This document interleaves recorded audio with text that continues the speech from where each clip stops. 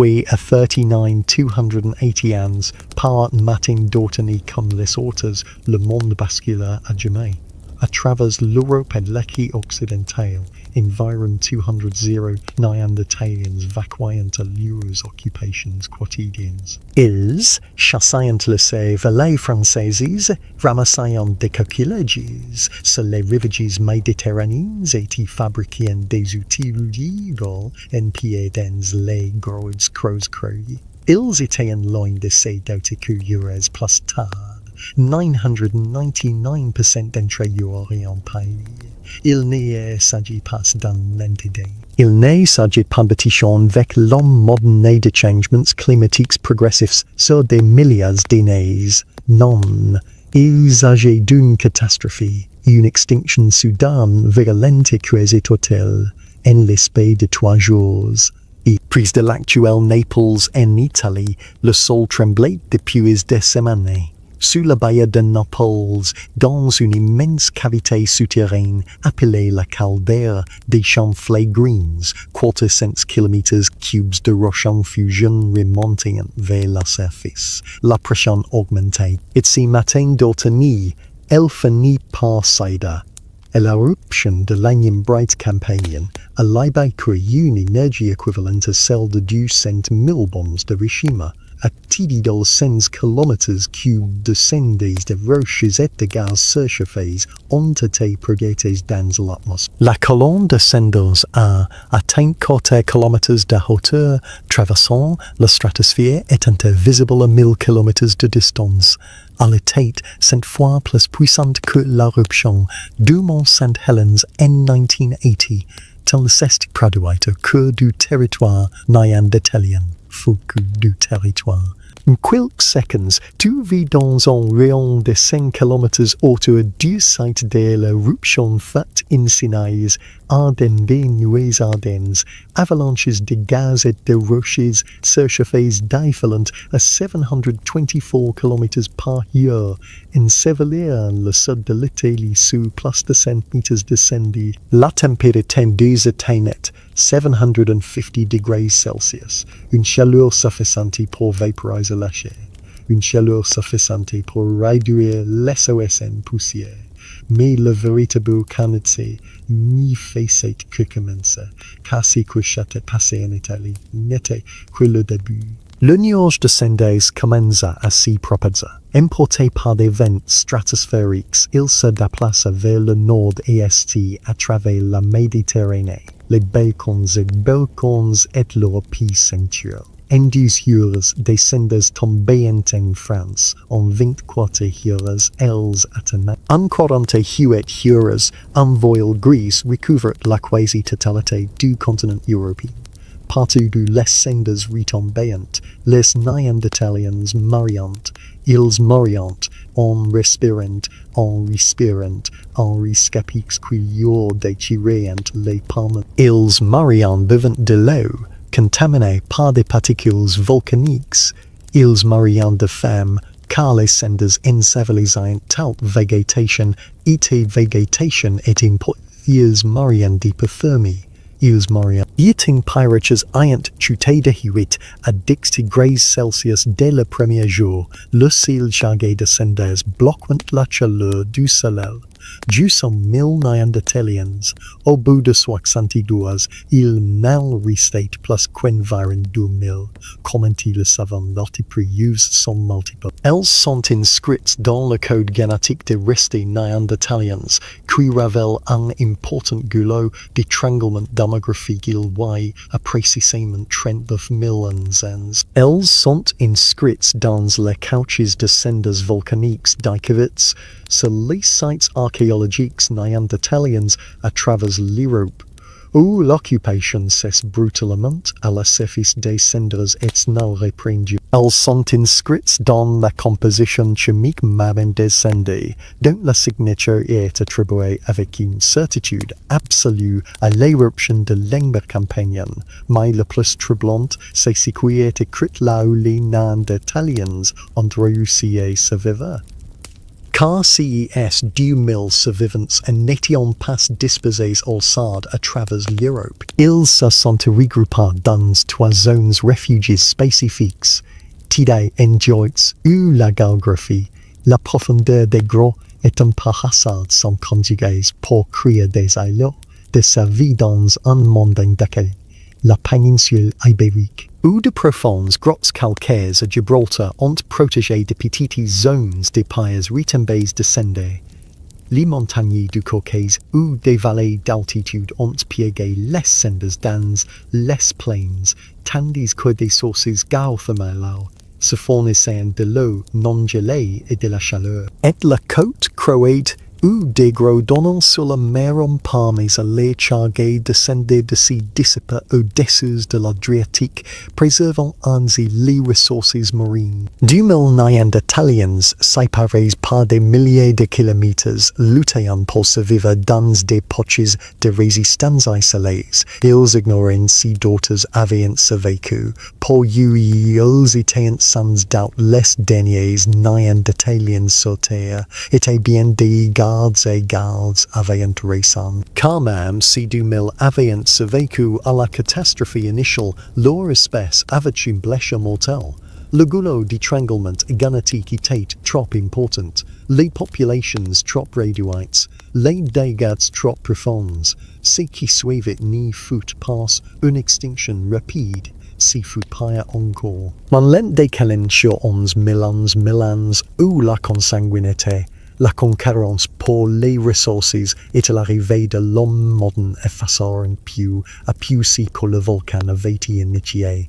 Mais tout commence en CIS 72 Heures. Les 72 Heures qui faillirent anéantir une branche entière de l'humanité, mais avant de comprendre comment 2000 Néandertaliens ont échappé à la mort, il nous faut les rencontrer lors d'une journée ordinaire. 63 heures seulement avant la fin du monde. Car si qui rend cette catastrophe si bouleversante, c'est l'apparente normalité des lieux existants. Ordonnez, il y a 39 280 ans, 63 heures avant l'éruption, une famille de Néandertaliens savait dans sa grotte sur les survivants de ce qui deviendra un jour la rivière cure en France. Ils n'ont pas de nom pour eux-mêmes, pas de mot pour désigner leur espèce. Ils sont simplement des gens, et c'est simplement un jour comme les autres. Le PSA livre le premier, comme toujours, à 42 ans, il est d'un âge vénérable pour un Néandertalien. Son comporte les stigmates d'une vie entière passée à chasser la mégafaune. Son épaule droite est marquée par une fracture partiellement consolidée. Souvenir d'une rencontre avec un as des cavernes, il y a 3 Heures. Son genou gauche grince sous la feuille d'une arthrose naissante. Mais ses mains restent fermes tandis qu'il revive. Le feu à partir des braises de la veille, ajoutant du petit bois ici jusqu'à ce que les flammes prenantes. Sa compagne le rejoint. 31 ans, le ventre arrondi par leur quatrième. Deux de leurs précédents enfants ont survécu à la petite enfance. Une chance rare de nos yeux. Le garçon à 11 ans apprend déjà à tailler le silex sous la passion d'instruction de son père. Le fils à 7 ans est resté près de sa mère, apprenant à reconnaître les plantes comestibles et y transformer les peaux d'animaux en coups souples. Cette grotte d'acier secure est le territoire de leur famille depuis titans. L'arrière-grand-père paternel elle a découvert des dindes une entrée exposée au sud, baignée de soleil, in hiver, une source d'eau dans la chambre du fond, était dévide nombreux nodules décidés dans les parois calcaires. La vallée contrebas offre de bonnes possibilités de chasse. Les surfs suivant leurs routes de migration saisonnières. La proximité de la rivière permet également la pêche en été. Ils n'y savent pas que c'est l'automne grâce au calendrier. Ils savent grâce aux signes que leurs enquêtes leur ont appris à déchiffrer. Les foules des chaînes qui séparent d'autres de jaune, les survécuvent d'un pays peledivi, qui migrant vers le sud en formant mon dimension. La lumière qui change d'angle, les jours qui raccassent, le givre matinal qui persiste place l'ensemble avant d'être dissipé par le soleil. La mer boit de la poudre rouge dans une cavité calcaire prise du feu. La mélange de la graisse animale pour former une paille. Elle est sévère pour marquer le cœur neuf, créant des motifs alliés de sens pour sa femme-là. Des motifs circulaires qui apparaissent sans cesse dans l'art néandertalien, bien connus aujourd'hui en connaissent signification, marqueurs d'identité, symboles spirituels, simple ornement. Le sens est perdu, mais l'impulsion de créer, de marquer, de réaliser de belles choses est indéniablement humaine. Le garçon travaille à côté de son pied, apprenant la technique, le vouloir de fabrication d'outils en pied. Si une pièce dépasse un travail simple. Chaque outil exige une planification minuteuse. D'abord, prépare le noyau en enlevant des claques pour lui donner une forme bombée. Ensuite, créer une plateforme de frappe à une extrémité. Enfin, porter un coup précis à l'angle exact pour détacher un éclat fini tranchant, prêt à l'emploi. Le père fait une démonstration si gestes sont précis et maîtrisés. Le garçon observe, mémorisant. Il s'exercera plus tard sur ses propres noyaux, engagant des dizaines avant de réussir à fabriquer un seul outil utilisable. Son père, lui, en engagé des centaines en apprenant. Dans la vallée en contrebas, un troupeau de cerfs broutent dans la brume matinale. Le père les observe, calculateur, l'assassin du route touché à sa fin. Les mâles lions et puis sa femme, les mâles de combats et de couplements, sont moins vigilants qu'à l'ordinaire. Six grands mâles à 12 points prises du troupeau pourraient nourrir la famille pendant de 2 semaines. Mais le chasseur exigerait de la coopération. Le père doit rassembler ses 2 frères réfugiés dans leurs grottes en hiver et coordonner à l'embuscade. À travers l'Europe, 200 000 Néandertaliens effectuant des calculs similaires. À Gibraltar, un groupe côtier récolte des pétales et des moules dans les bassins de marée, qu'ils conservent dans des paniers en herbes tressées. Dans les montagnes du Caucase, des chasseurs fréquentent un troupeau de bouquetins sur des pennes de bouillies abruptes si déplaisantes avec une précision assurée. Fruit d'une connaissance intime du terrain acquise au fil des années. Gen Croati, une femme gay apprendre 2 jeunes fils à identifier les plantes médicinales en présent les faux entre leurs mains, leur façon sentir les âmes distinctes et goûter les composés amers qui révèlent leurs propriétés curatives. Voici le monde néandertalien à son apogée. Ni primitif, ni simpliste. Des vies humaines complexes, empreintes de savoir, de compétences, de liens familiaux, d'organisation, d'art, d'enseignement et de médecine, ont prospéré en Europe pendant 200 000 ans. Ils ont survécu à de multiples périodes glaciaires, s'y sont adaptés à des changements climatiques drastiques et ont développé des cultures sophistiquées, avec des variations régionales dans les styles d'outils et les techniques de chasse. Ils sont si prospères, si bien adaptés, si solidement implantés que l'extinction semble impossible. Ils sont l'espèce humaine dominante en Europe. C'est leur continent, leur foyer, leur héritage transmis de génération en génération depuis des centaines de milliers d'années. Mais dans le sud de l'Italie, à 900 km de l'endroit où cette famille de Néandertaliens s'y prépare pour l'hiver, le sol tremble depuis 3 jours. Sous la baie de Naples, qui chose si soleil. Avant de les voir mourir, il nous faut comprendre qu'ils étaient. Non pas comme des abstractions ou des notes de bas de page de l'évolution, mais comme des êtres humains capables de penser, d'émotion, de culture et d'art. Car ce qui rend cette catastrophe de 72 Heures si dévastatrice, ce ne sont pas seulement les chiffres, c'est la perte d'un potentiel, l'anéantissement de toute une façon d'être humain, le cerveau de Néandertal avait un volume moyen de 1600 cm3.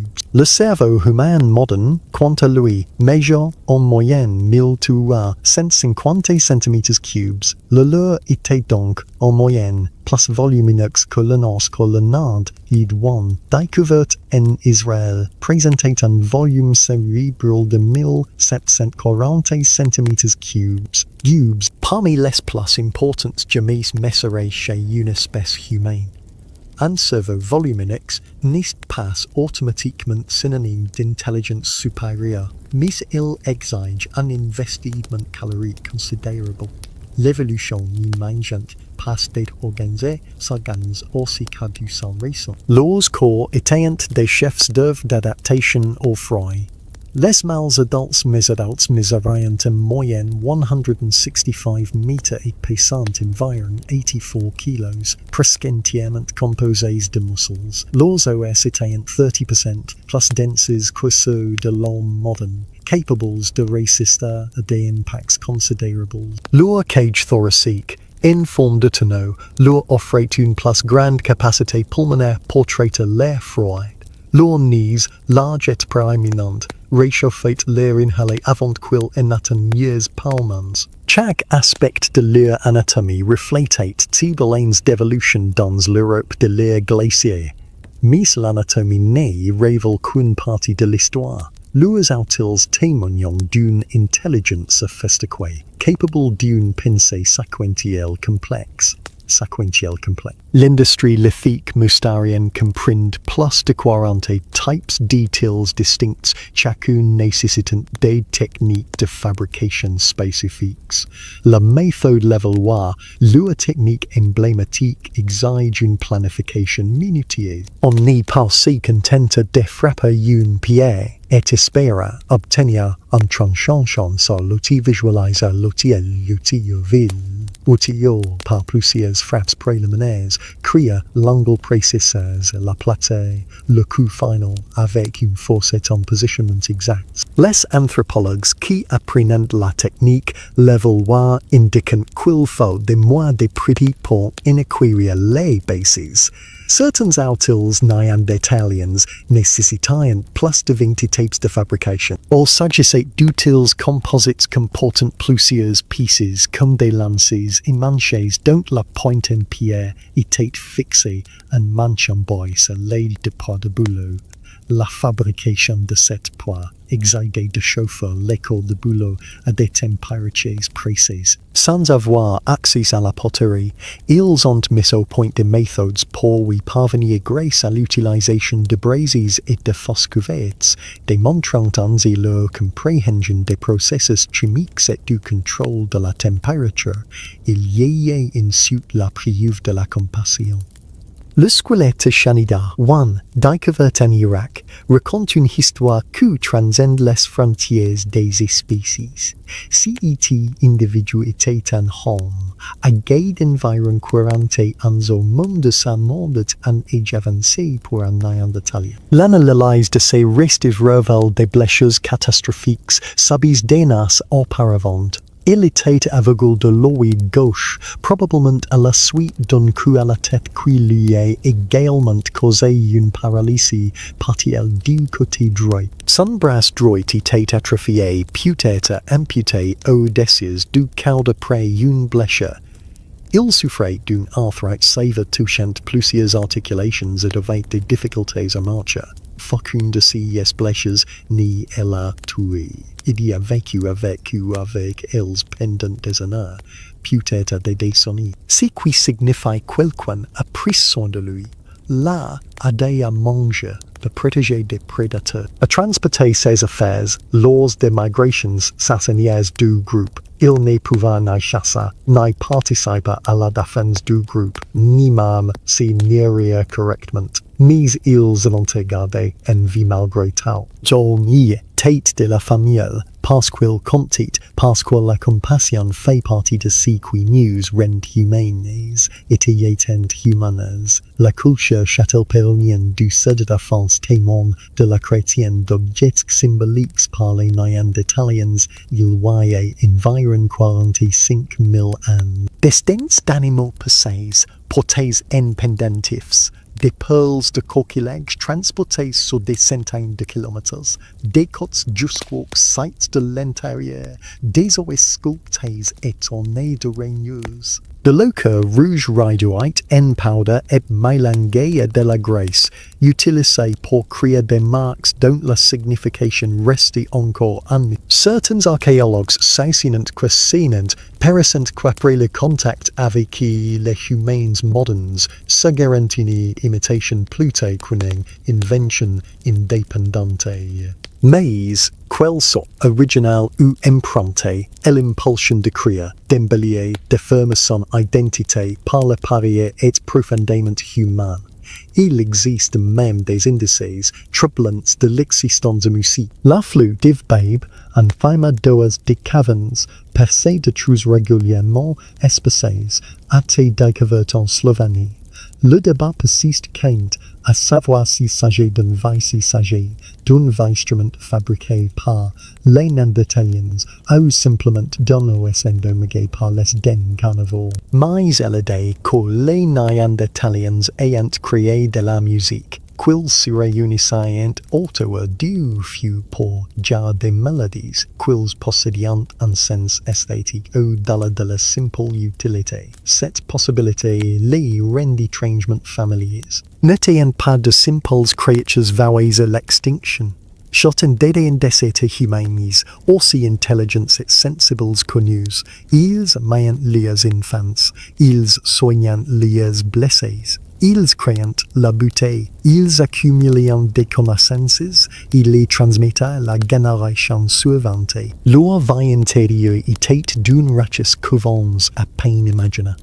Ce qui rend la suite encore plus insupportable, car l'intelligence n'a plus aucune importance, quand le sait obscurci que l'air devient empoisonné. Matin d'octobre, il y a 39 280 ans, Heures 0. Près de la baie de Naples, le sol cesse de trembler. Un silence absolu règne, puis le monde se déchire. La caldera des champs flagrants se rompt le long d'une fiche de 15 km. 400 km3 de magma, de roches surchauffées et de gaz accumulés pendant des millénaires jaillissent violemment vers la surface. L'énergie libérée et inébranlée est inimaginable. Du individu fort, puissant que la bombe atomique de Hiroshima, le tout en question. L'onde de choc initial s'y propage à une vitesse supersonique, plus rapide que le son lui-même. Elle raise les forêts zones centaines de kilomètres à la ronde. Des arbres centenaires sont réduits en miettes en quelques secondes. Les animaux inondément par le thème de feu. Les oiseaux tombent du ciel, leurs organes éclatés par la suppression. Tout ce qui s'y trouve dans le rayon de l'explosion initiale est tout simplement anéanti. La colonne de cendres s'élève à une vitesse incroyable. En quelques minutes, elle atteint 10 km d'altitude, perçant la troposphère. On y s'avère par 20 km, 30 km, 44 km dans la stratosphère, plus aucun pour quel avion commercial n'y va jamais vivre. De cette altitude, la courbure de la Terre devient visible, et les cendres commencent à s'y répandre les nuits ardentes. Le phénomène volcanique le plus meurtrier devint l'épice du site éruptif. Il n'y s'agit pas de couler de la mise d'avalanches de gaz surchauffés, de cendres et de fragments de rochers. Si déplaçant à 724 km HT atteignant des températures à 750 degrés C, une température suffisante pour vaporiser la matière organique au contact, aux cyclons comme les sauvant les vallées et remplaçant les plaines. Mais à une vitesse comparable à celle d'une autoroute, l'Italie du Sud est encerclée. les coulées sont si massives, si volumineuses, qu'elles créent une nouvelle topographie. Des vallées si transforment en plateaux. Les cendres et les pierres ponces s'accumulent en couches de plus de 100 mètres d'épaisseur. Des forêts entières, avec leurs arbres encore debout, sont ensevelés sous une matière surchauffée qui s'y solidifie en roche. Herculanum et Pompée, célèbres pour leur préservation par le Vaseuve, prise de 40 000 ans plus tard, font figure de jeu d'enfant en comparaison. Tous les Néandertaliens vivant dans un rayon de 5 km autour de l'éruption durant en quelques minutes. Aucune évacuation. Aucun système de l'art, pas le temps de rassembler les enfants et de fuir. Un instant, ils sont à l'instant d'après, ils n'y sont plus là. Environ 2000 Néandertaliens vivant dans le sud de l'Italie, en une heure, ils n'y sont plus qu'au-cenda. Mais le véritable carnage n'a pas encore commencé, car la colonne de cendres continue de s'élever, de s'atteindre, créant un nuage stratosphérique qui dévie le nord-est. Les vents dominants le transportent à travers la Méditerranée, à travers les Balkans vers Balkans centraux. Vers le cœur même du territoire où vivaient les Néandertaliens, le bruit de l'éruption s'y propage sur des distances incroyables. En France, à 900 km de là, les Néandertaliens intendant un grandement, ça qui dure des heures, ils n'en comprennent pas la nature. Un tremblement de terre, ils n'ont aucun point de repère pour une éruption volcanique de cette ampleur. Rendant leur mémoire culturelle ni les préparer si qui faisait suer l'après-midi, le ciel commence à changer. Le soleil prend une étrange température. Puis, tandis que le nu de cendres s'étend au-dessus d'eux, la lumière faiblette. Le soir venu, alors que le coucher du soleil est encore loin, l'obscurité tombe. Et alors ils le voyant, des flocons gris, comme de la neige magma sans le froid, commençant à déciler. Au premier abord, c'est presque. Le cendre capte la lumière d'accalanante et scintillant tombant. Les enfants tendant les bras pour la trépas enrayante. Les adultes observant de plus en plus inquiets, si y n'est pas de la neige, si n'est pas de la pluie, c'est autre chose, quelque chose cloche, la chute de cendres lentement. Quelques flocons par mutuellement, mais en n'y sera de passe, et peu à peu le rythme s'accélère. Quelques flocons deviennent des dizaines, deviennent des centaines. Le sol commence à grissonner. Les cendres s'accumulent les feuilles, courbent les branches, les feuilles. Elles recouvrent les roches, remplissent les crevasses et forment des couches successives. À la tombée de la nuit, la majeure partie de l'Europe recouverte de cendres. Celles-ci bloquant la lumière des toiles, plongeant le monde dans l'obscurité la plus totale. Des familles de Néandertaliens s'y réfugient dans des grottes autour de feux, désorientés et effrayés, sans encore sentir l'ampleur du désastre. Certains s'aventurent à l'extérieur pour observer les alentours. Ils respirent un air saturé de particules en suspension. En quelques heures, leurs poumons commencent à subir des dommages invisibles et inexplicables. Il est 2 heures, la catastrophe a commencé.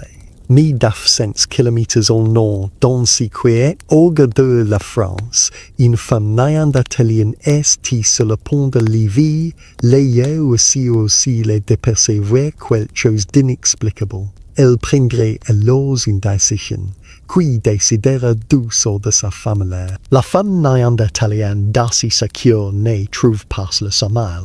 Son nom, si tant est qu'elle est jamais perdu, mais ses actes auront des répercussions pendant 40 000 ans, car dans les 12 prochaines heures, elle prendra des décisions qui décideront de sa vie. Ou de son extinction, première heure, la chute de cendres commence par une simple curiosité.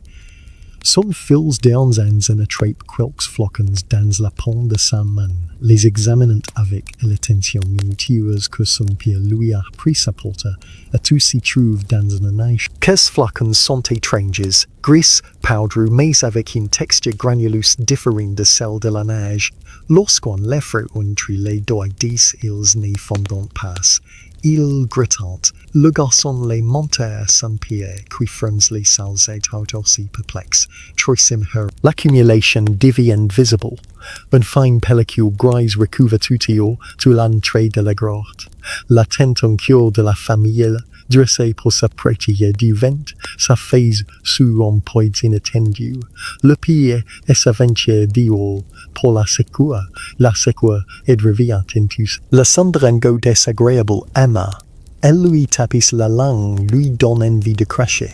Il remarque que les oiseaux sont peu, plus de houloulements de chouettes, plus de bruissements de petits mammifères dans les sous-bois.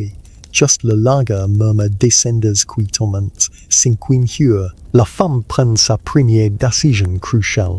Les plus jeunes innocents passent encore gravement, mais de façon persistante.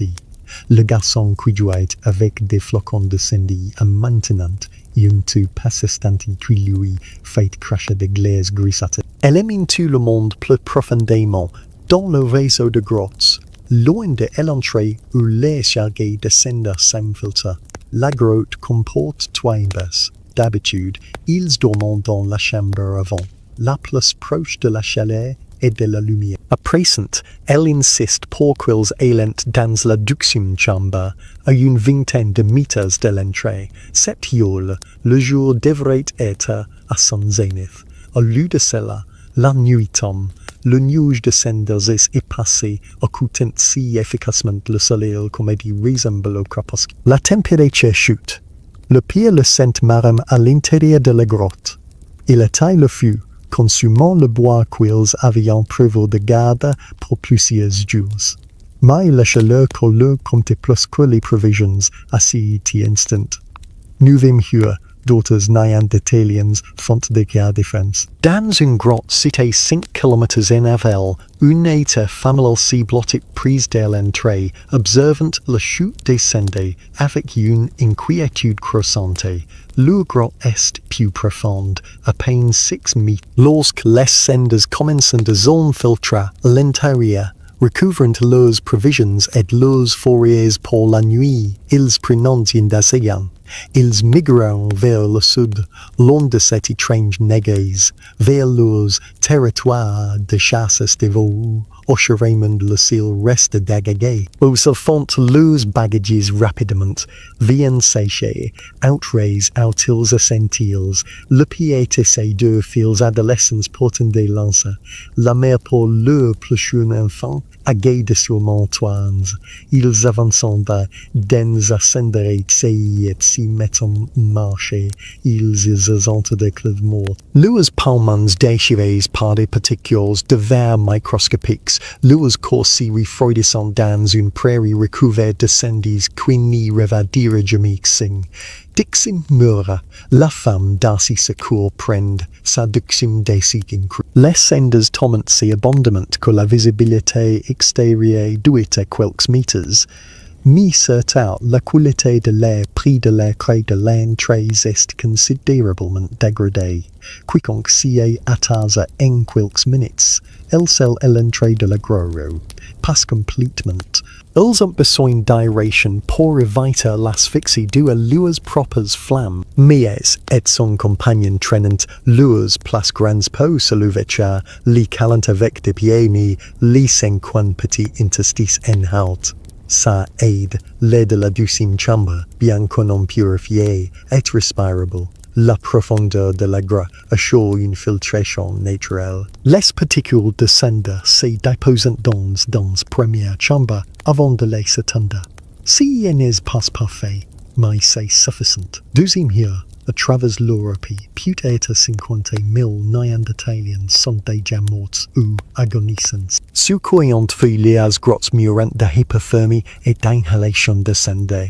Ceux qui veillent dans des grottes plus profondes mourant plus lentement, car les senders s'accumulant auto-adieu, bloquant les entrées, empoisonnant l'ere qui ensevelisambes les provisions. Ceux ont tenté de survivre dans des campements, ainsi l'ouvert moyen auto simplement asphyxiés, mis dans des grosses profondes, dans des vallées protégées, en quelques rares endroits où la géologie et la s'y conjuguent. Certains Néandertaliens prennent des décisions semblables à celles de la femme d'assez secure. Ils scellent les entrées, s'enfoncent dans les profondeurs, rationnant la nourriture, gardant leur sang-froid et n'effrayant pas. Ces décisions n'y sauveront pas tout le monde. La plupart de ces familles paieront de toute façon dans les heures et les jours à venir, mais certains auront tissé des textes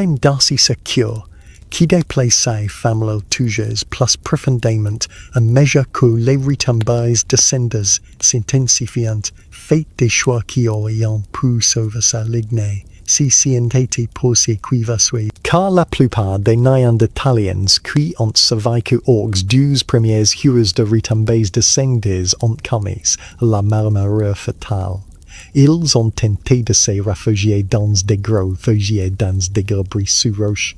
Ceux qui ont survécu, les 2800 sont parvenus miraculeusement. Ont soit eu une chance incroyable, soit s'y travaillant dans des endroits très précis que la science commence seulement à comprendre. Troisième heure, c'est la structure microscopique des cendres volcaniques qui les rend si mortelles. Au microscope, chaque particule révèle des vives et des protubérances anguleuses. Ces nids sont partis des particules mousses comme la poussière ou le pollen.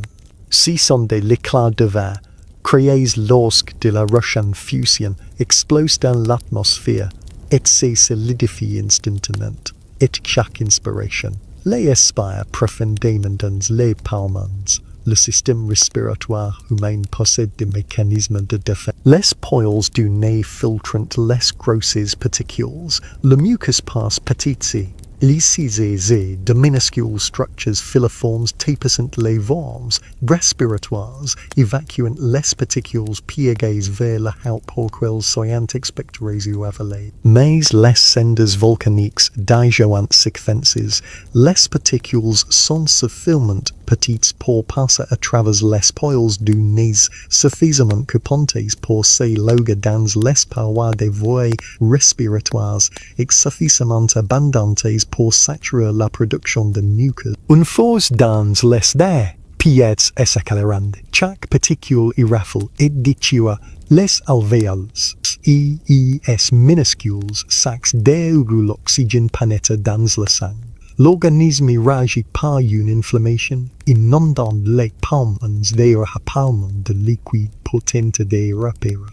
Mais si liquide n'est plus évacué, il s'accumule en permanence remplaçant, la respiration devient difficile, le taux d'oxygène dans le sang chute, dans les 6 à 12 heures suivant une forte exposition aux cendres, l'œdème pulmonaire et une accumulation de liquide dans le corps devient la principale cause de décès. 15 heures à cure, le petit garçon qui jouait, le premier avec des flocons de freinettes gravement malades. Ça tue, de bord occasionnel s'estimait en convulsions violentes et constantes.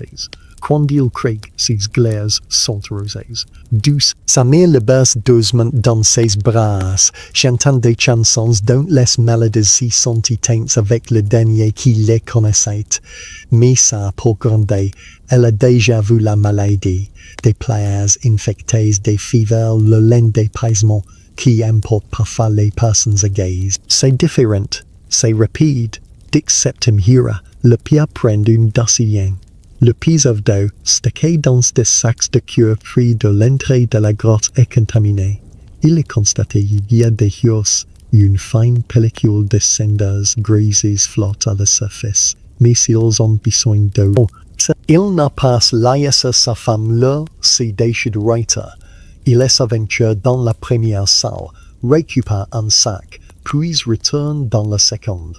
Il laisse les cendres se déposer pendant une heure, puis son usement de lait clair dans des récipients propres, si en is des pas parfait. Il restem plus descendes en suspension.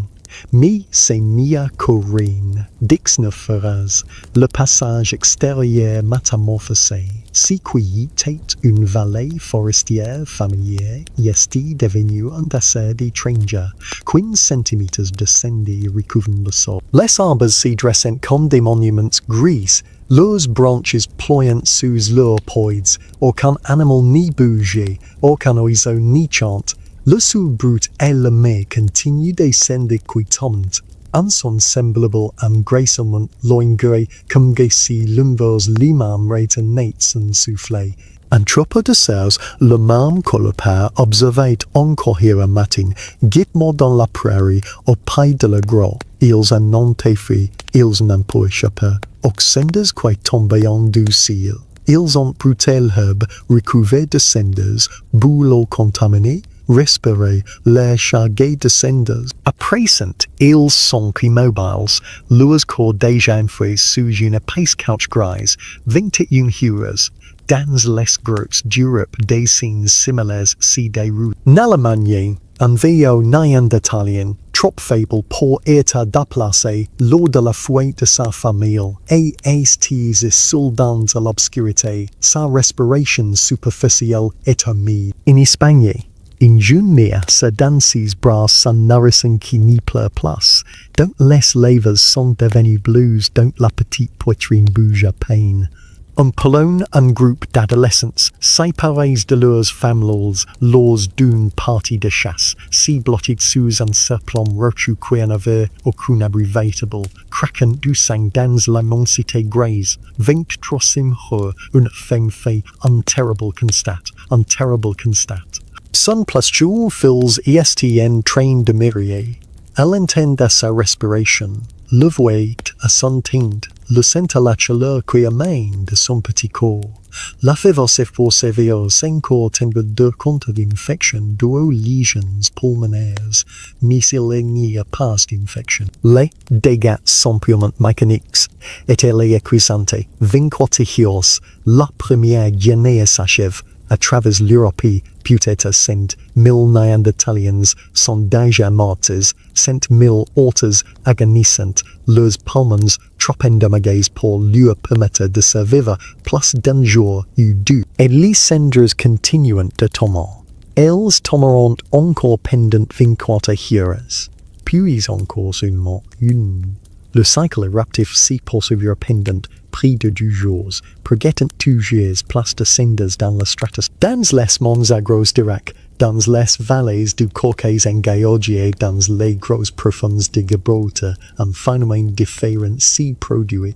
De petits groupes de Néandertaliens, une cinquantaine ici, du sens, la prenant des décisions qui scelleraient leur destin. Mais ils l'ignorent encore. Ils tentent simplement de survivre une heure de plus. 26e heure de les retombées de cendres n'y montrant aucun signe de ralentissement. Contraire, elles s'intensifient.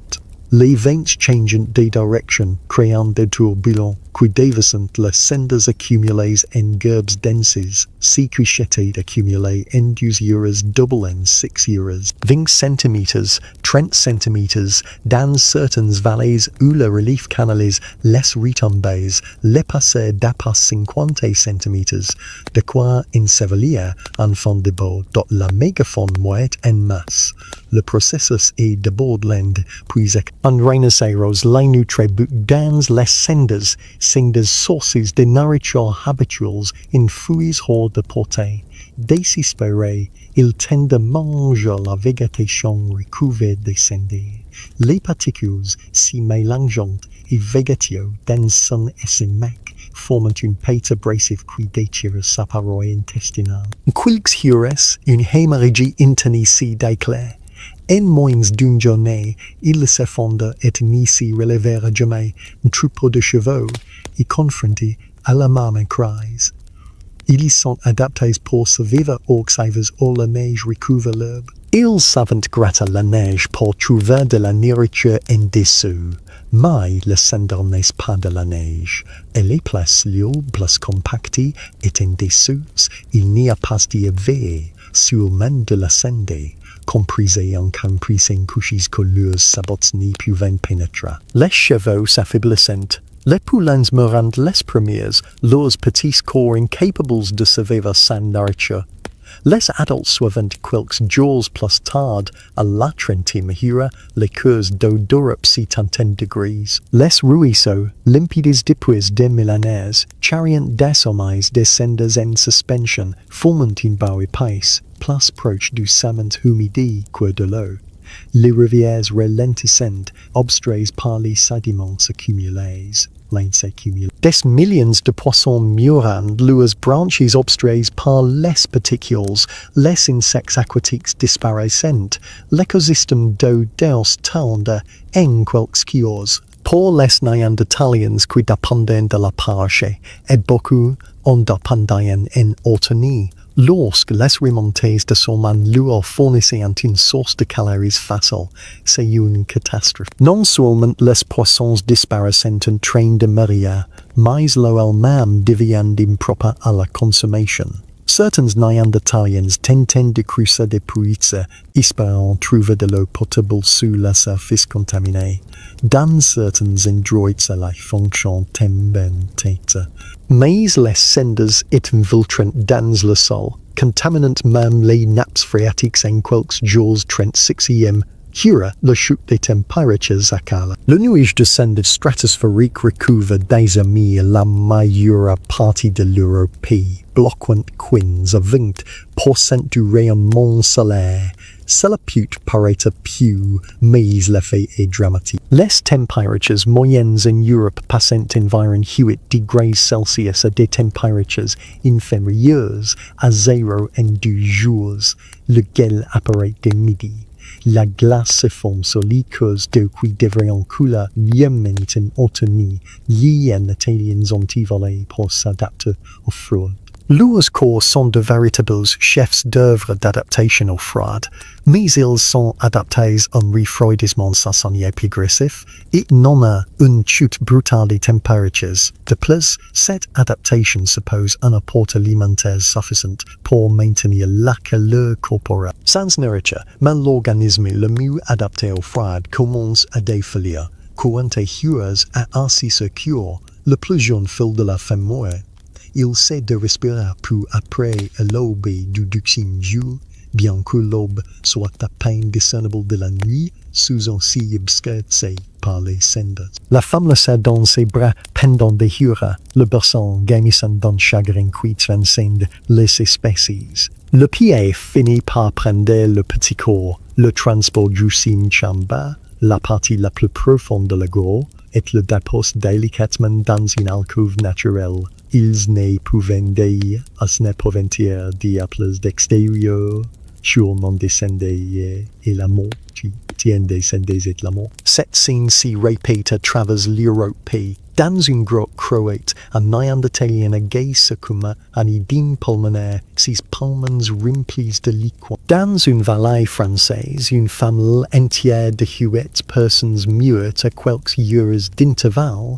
Leur grotte plus profonde ni l'eau offrant aucune protection contre l'air empoisonné. En Allemagne, un jeune couple se vit à la première journée, mais mort le lendemain, leurs provisions épuisées alors qu'ils tentaient de chasser dans les terres désolées recouvertes de cendres.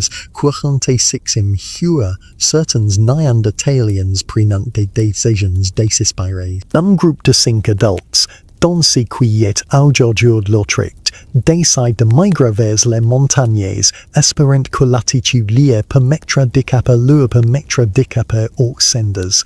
Ils ressemblent leurs dernières provisions, s'y couvrant le visage de cure pour s'y protéger de l'air et s'y mettant en route. Le voyage est véritable cauchemar.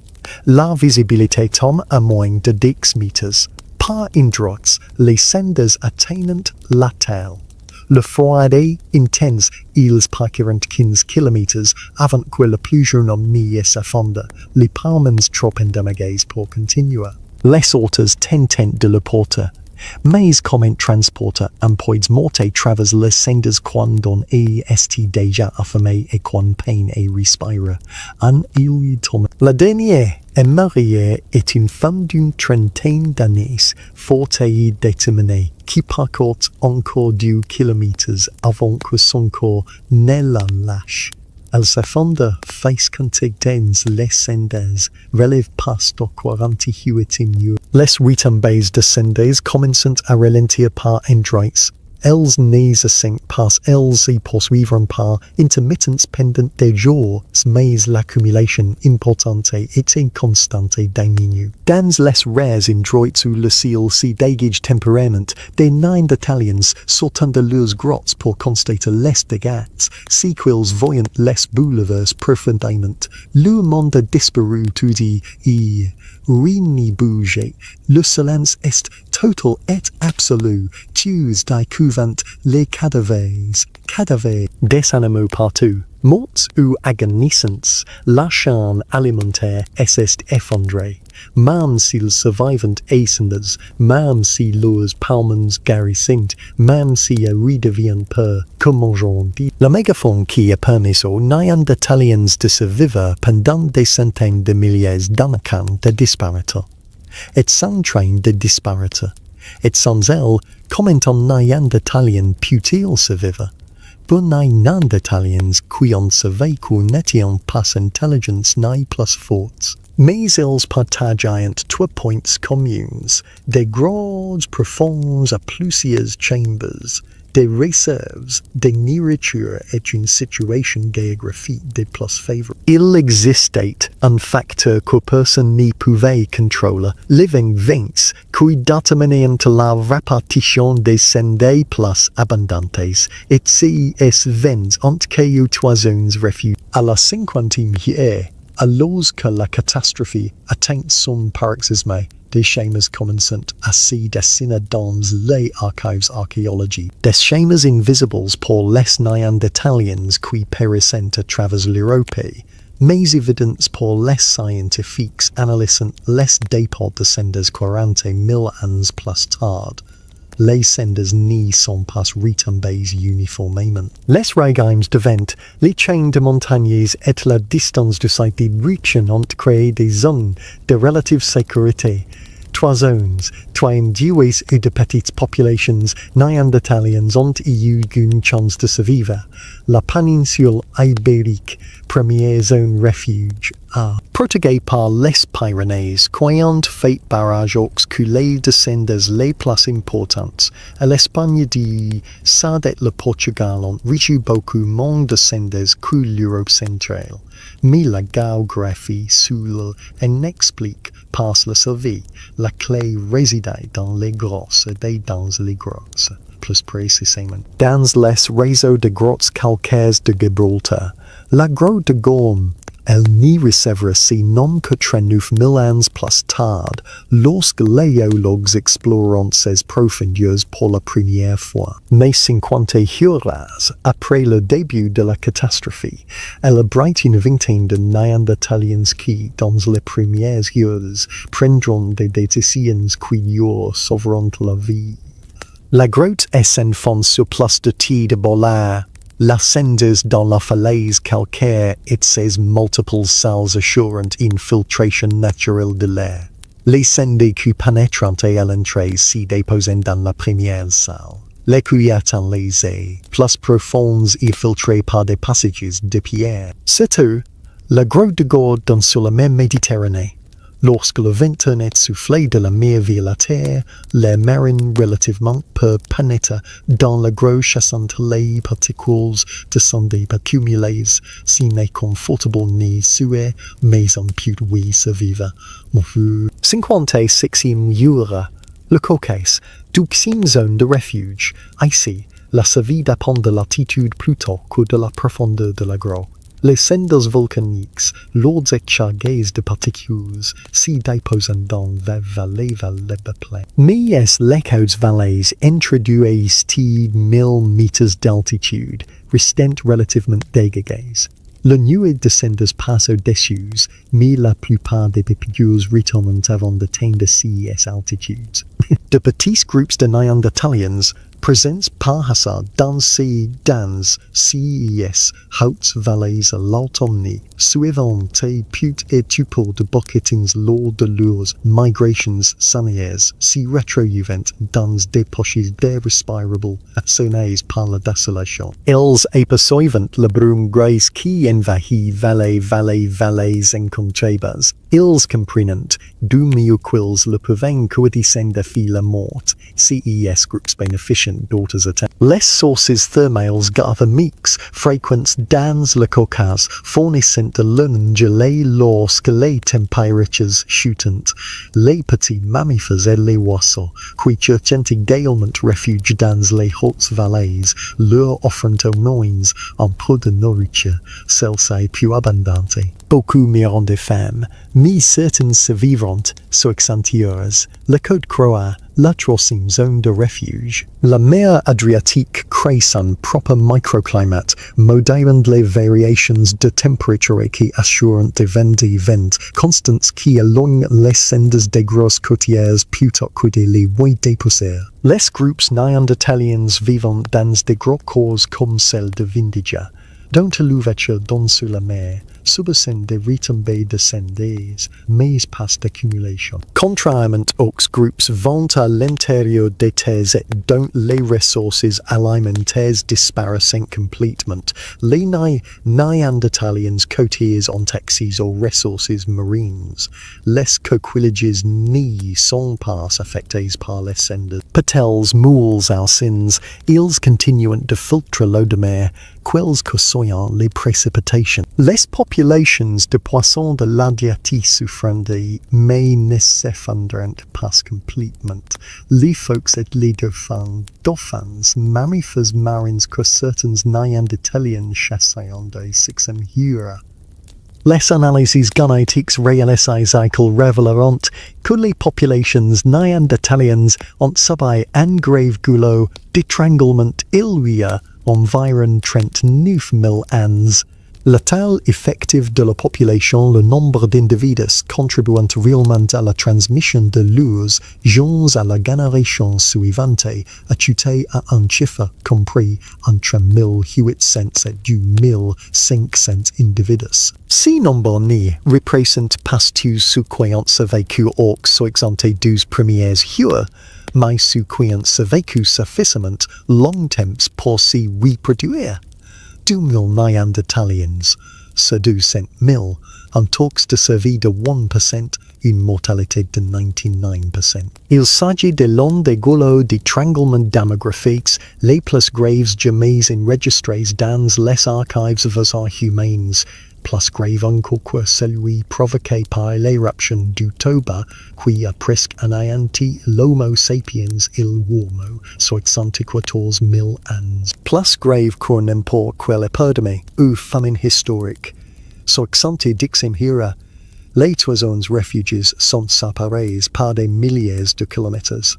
Les Néandertaliens de Gibraltar ignorent tout de la survie d'autres Néandertaliens dans le Cucuco, en Croatie. Isolés coupés du monde, ils sont, à leur connaissance, les derniers de leur espèce. Cet isolement aura de profondes conséquences génétiques. Chaque population refuge subira une consanguinité, une dérive génétique et une accumulation de mutations délétères, 72e rare. La failli éruptive active prend fin, l'agnimbrai campagnon et expulsé 300 km3 de matériaux. La colonne de cendres s'affaille lentement. Les retombées continuent de cendres si réduisantes des dépôts intermittents. Dans certaines zones, le ciel commence à s'y dégager, laissant entrevoir une faible lumière filtrante à travers l'atmosphère chargée de cendres. 2000 Néandertaliens, isolés dans tipar groupes distincts, séparés par des milliers de kilomètres, l'ignorance d'aides en déroute. Ils n'avaient aucun moyen de savoir si d'autres avaient survécu, pour eux ils étaient les dits des Néandertaliens sortis, et d'une certaine manière, ils avaient raison. car même lorsque les cendres cesseront de tomber à l'extinction ni effacer que commence. Quatrième jour. Les cendres ont cessé de tomber. Dans les zones refuges, les Néandertaliens sortent prudemment des grottes, clignant des yeux dans la pénombre, respirant difficilement, comme pour vérifier si leur sera fatale. In de nombreux indices, c'est encore le cas. Les cendres restent en suspension dans l'atmosphère, agités par le vent, formant des nuages turbulents visibles lorsqu'elles sont perturbées. Respirer est possible, mais difficile. Chaque inspiration est un goulot d'air et d'amertume. Le soleil, lorsqu'il est visible, paraît étrange. Pale fable auréolé d'un halo inquiétant dû à la réfraction de la lumière à travers les particules descendantes dans la haute atmosphère.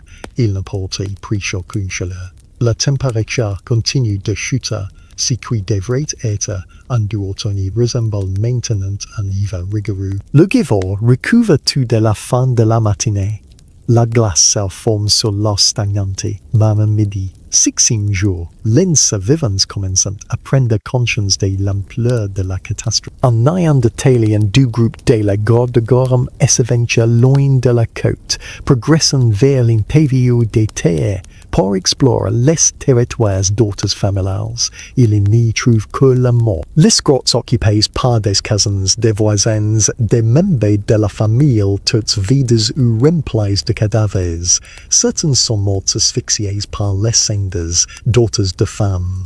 D'autres encore d'hypothermie après avoir fait leurs grottes dans la pente. Ils retournent à la garde de Gorham et font son repos, ou plutôt, si qu'il n'a pas trouvé personne de vivant, personne tout court.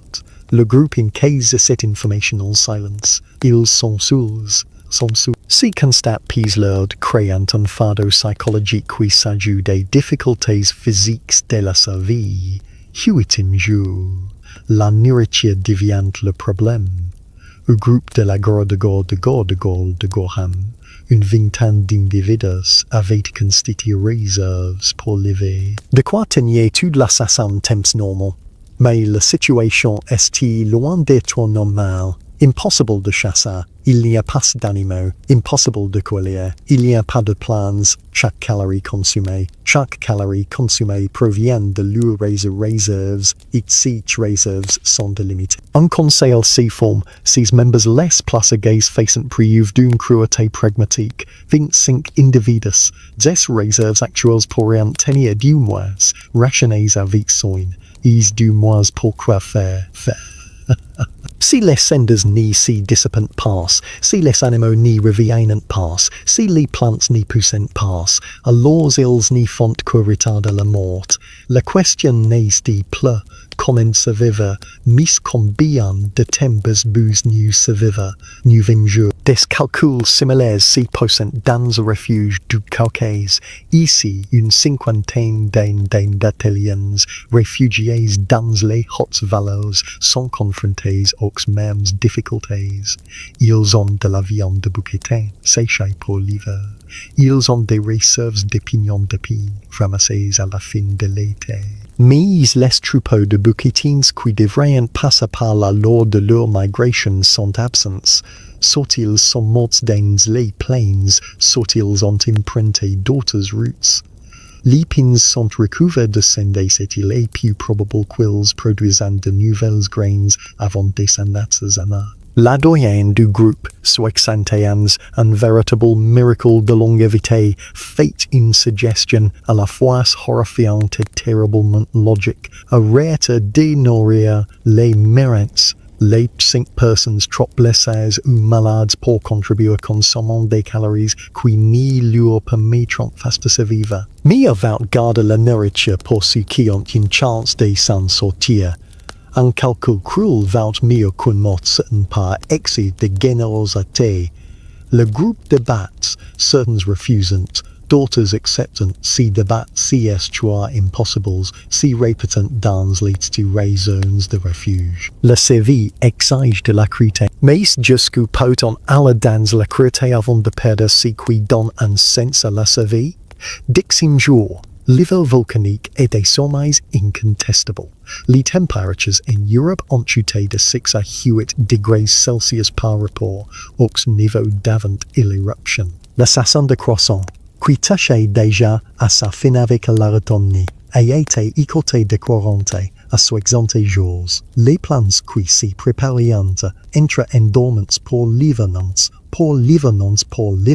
passe pour évoluer le cycle. Els gelants, desséchés, recouverts de sendit. Les grains qui orientent du thomas pour germer au printemps restent prisonniers des fleurs fanées. La prochaine génération de plantes n'y passera pas. Au printemps, si printemps il y a, le passage restera de verger. Sans plantes, les herbivores n'y peuvent verger. Sans plantes survivre. Sans herbivores, les carnivores n'y peuvent survivre. L'écosystème tout entier est remis à zéro. Deuxième jour, dans la grotte de Gorme, une jeune femme néandertalienne accouche. Le travail a commencé il y a 3 jours, probablement déclenché par le stress et la malnutrition. L'accouchement est difficile. L'enfant, une fille, est petit, bagarre, maigre, mais vivante. Son premier cri résonne dans la grotte d'un instant. Une lueur d'espoir apparaît, mais la mère sait si pour les waters savait qu'est enfant a été conçu en plein été, quand la nourriture abondante, quand le monde avait un sens.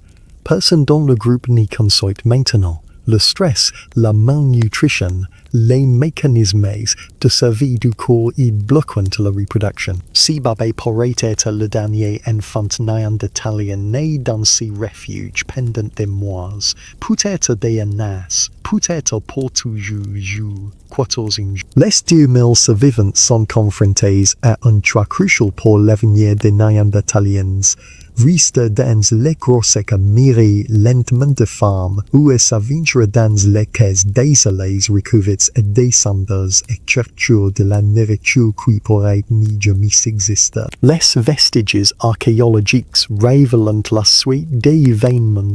Est-elle est loin d'être celle que l'on imagine. Troisième semaine. Le groupe de la grotte de Gorme fait une découverte qui leur sauvera la vie. Un jeune homme d'une quinzaine d'années s'aventure sur le rivage à marée bas. Il n'y chasse pas s'il n'y a rien à chasser, ou explore simplement, animé par l'énergie débordante de la jeunesse, même face à la catastrophe. Et il remarque quelque chose. Les mers de marée, si y poches d'eau de mer, abritas entre les roches, regorgent de vie. Les pétales se crescent aux pierres, leurs coquilles connectent les protégeant des prédateurs et des vagues. L'eau mousse te regroupant dans les anfractuosités, filtrant l'eau de mer malgré la pollution aux cendres. Cendres ascendent déplaçant lentement sur les roches sous-marines. Caches semblant indifférentes à la nuit tombée. Elles perpétuent leurs cycles ancestraux, si nourrissant d'algues microscopiques qui continuent de proliférer malgré la faible luminosité. Le jeune homme revient libre, chargé de pétales et de moules. Le groupe reste sceptique. Les Néandertaliens sont traditionnellement des chasseurs terrestres, si concentrant sur la mégafaune. Mais certains groupes côtiers ont de longues traditions de ramassage de coquilles, un savoir transmis de génération en génération. Une femme gay s'y souvient de sa grand-mère lui apprenant quels coquilles sont comestibles, comment les ouvrir sans se couper sur les bords tranchants, comment les faire cuire à la vapeur sur des braises, jusqu'à ce que la chair se détache. Ils essayent que les coquillages sont bons. Protéines, calories. Pense beaucoup des designs de pétales pour égayer la valeur calorique d'une seule cuisse de cerf, mais c'est toujours ça. Et surtout, les coquillages sont une ressource renouvelable. À chaque marée bas, de nouveaux spécimens sont découverts. La population s'y reconstitue entre les récoltes si elle n'est pas exploitée. Quatrième semaine. Le régime alimentaire des habitants de la grotte de Gorme pas de la viande aux réserves, aux ressources marines. Ils organisent des sorties de queue et l'aide dans les bassins de marée. apprenant parten months quels endroits regorgen de coquillages equiguals moments de la journée sont les plaçures pour la récolte. Le travail est fastidieux, glacial na lire, apporte que le strict nécessaire pour survivre. Mais c'est suffisant. Les vestiges archéologiques de la Grotte de Gorme, analysés des milliers d'années plus tard, mettront clairement en évidence cette transition. La couche culturelle qui suit immédiatement le départ des cendres de l'Animbright campagne renforme une quantité massive de coquilles de patelles et moules, bien milliers bien plus que dans les couches précédents. Un véritable amas coquillier, un d'abattoir composé presque exclusivement de coquillages marins. 6e semaine, dans le refuge du coquet, une autre adaptation si manifeste. Un jeune chasseur découvert que de petits mammifères et des oiseaux s'y regroupant autour de sources thermales galvaniques. Gain senses continuant d'éboulement malgré l'hiver volcanique, leur chaleur provenant des profondeurs de la terre plutôt que du soleil, et là où il y a de la chaleur, il y a de la vie.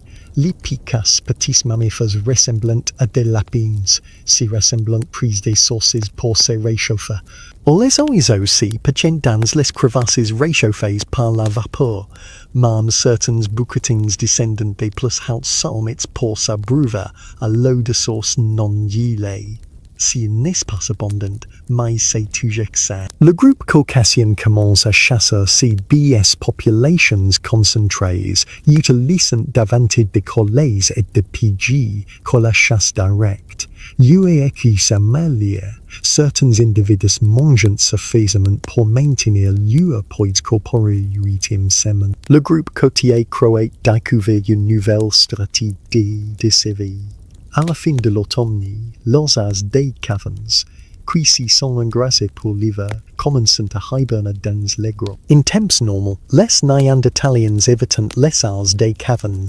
Un male adulte peut peser 500 kg, mesurer 10 mètres de haut sur ses pattes arrière et possède des dents et des griffes capables de déchiqueter un humain en quelques secondes. Mais la situation est exceptionnelle. Les hours en hibernation, plongés dans le profond sommeil hivernal, sont vulnérables. Un groupe de 5 chasseurs néandertaliens pénètre dans un réseau de grottes calmes par abriter des heures en hibernation. Munis de lances, de torches et d'animés d'un courage né du désespoir, ils découvrent aux mâles, recroquevillés dans une cavité reculée, respirant lentement, économisant ses forces pour le long hiver. Si qui suit brutal, les chasseurs frappant à plusieurs reprises avec leurs lances, vissant la terre de coude les organes vitaux de l'air, l'animal se réveille, rugeait et s'y débat, mais dans été espace confiné, affaibli par des mois d'épuisement, il ne put lutter efficacement, après prise d'une hura au mouet. Les chasseurs le dépassant se plaisaient important des centaines de kilos de viande et de graisse dans leur gros refuge. Si repas leur sauve la vie, la graisse du whey, fondue et conservée fournit un apport calorique. La viande d'os et chamelanières mire le groupe pendant des semaines, mais le prépare et l'aide le chasseur que petit chasseur a reçu un coup de griffe à la poitrine, décote sa vie. En a eu la main écrasée lorsque leurs qui d'abattu à situation désespérée. Measures désespérées, dixim semaine, mies touts les adaptations ni réassissent pas, tous les groupes réfugiés ni trouvant pas de sources de nourriture renouvelable. Une trentaine de Néandertaliens réfugiés dans des grottes dans sites secondaires du nord de l'Espagne, qui leur offrant une certaine protection contre les sendes misétantes dépourvues de ressources marines et de sources gaies thermales, sont confrontés à une lente guerre. Leurs réserves de nourriture s'épuisent. Ils tentent de chasser dans le passage recouvert de cendres. Ils n'y trouvent rien. À la 12e semaine, 10 d'entre eux sont morts. Les survivants s'amaigrissent des muscles pour survivre, from muscles poursuivent. Certains développent des maladies liées à la malnutrition. Le scorbut parkans en vitamine C, le bayabari parkans en vitamines B, les dings sa décassend, les players cessent de cicatriser. Ils sont vivants, mais leur état se dégrade. Pendant des mois, les 2000 survivants ont tenu bon. Ils se sont adaptés, ont innové, ont tout fait correctement. Mais une seconde vague de décès est survenue, et cette fois, n'était pas due au volcan. Elle était due à leurs propres blessures. 4 mois dans les banques de coquillages de la grotte de Gorsam, ce qui était autrefois une ressource abondante puis sous la pression constante de la page. Les Néandertaliens tentaient de se modérer pour permettre aux populations de se reconstituer, mais la femme les pendait pas à prendre des décisions désespérées. Ils récoltaient les petites bêtes, les jeunes moules, bifocuils quils devraient laisser grandir et se reproduire. Et puis, puis un autre groupe arrive. 8 Néandertaliens, mégas et désespérés, Venus du Gretz, c'était 30 km plus au nord. Leur propre refuge est échoué. Trop plus profond, trop exposé, ou peut-être simplement malchanceux. Ils ont survécu à la catastrophe initiale, mais mourant lentement de fin de fin de puits. Ils sentaient la fumée des feux de la grotte de Gorham. Ils voyaient des Néandertaliens ramasser des coquillages à marée basse. Et-ils s'approchant, la rencontre est tendue. Le groupe de la grotte de Gorham, fort de 25 hommes, est en supériorité numérique. Mais ils protègent jalousement leurs ressources, quils savant limitées, les nouveaux Venus les suppliantes. Ils ont des enfants, ils mourent de faim. Ils ont juste besoin de nourriture, juste un moment, le temps que la situation s'améliore. Le chef de la grotte de Gorham, cet homme de 42 ans qui a guidé sa famille pendant les 72 premières heures, est confronté à un choix impossible. Accepter les nouveaux arrivants et voir les rations de chacun diminuer, ou les régiter était leur responsabilité de leur mort. Il n'y a pas de bonne solution. Il n'y a que la sa vie dont il leur ordonne de partir. Les nouveaux Vénus refusant, les voix suivant, des mains si levantivent les âmes. Et puis soudain, une pierre lancée, un gaze d'avertissement atteint un aversion de Gorham's cave à la tête. Le sang coule. La situation de gagner, si cousue et bref, brutale étant les deux groupes. Les Néandertaliens de la grotte de Gorham nourrissaient plus nombreux, chassant les nouveaux arrivants par la violence. Du d'entre eux mourant, battus à coups de pied eux mourant, battus à coups de pieds et de... Les autres furent ensanglantés vers leur refuge abandonné. Le groupe de la grotte de Gorham morte, l'adolescent frappé par la première pierre, qui n'y reprendra jamais connaissance, 15e jour du 4 mois. Le corps de l'adolescent est enterré dans une niche plus profonde au fond de la grotte de Gorham. Coste 1000 ans plus tard, des archéologues découvrirent le trait de sa fracture, du crâne, le traumatisme post-mortem qui lui été fait. Ils remarqueront avec intérêt que le type de fracture correspond à un traumatisme contondant infligé par un autre état humain dont ce ne sont pas les seuls indices de violence datant de cette période. Des restes squelettiques provenant de plusieurs sites néandertaliens datés de la période post-éruptive révélant une augmentation des traumatismes. On observe des fractures consolidées, certes, mais aussi des plaies non cicatrisées caractéristiques d'une mort violente. Des fractures défensives aux avant-bras, du type de cells que l'on subit en levant les mains même pour s'y proches du crâne et l'arrière, suggérant qu'une victime avait suggérant qu'une victime fut été abattue d'un coup violent. Les stages archéologiques n'y portent pas de jugement. Ils ne font que relater les faits, mais le récit qu'ils dressent est clair.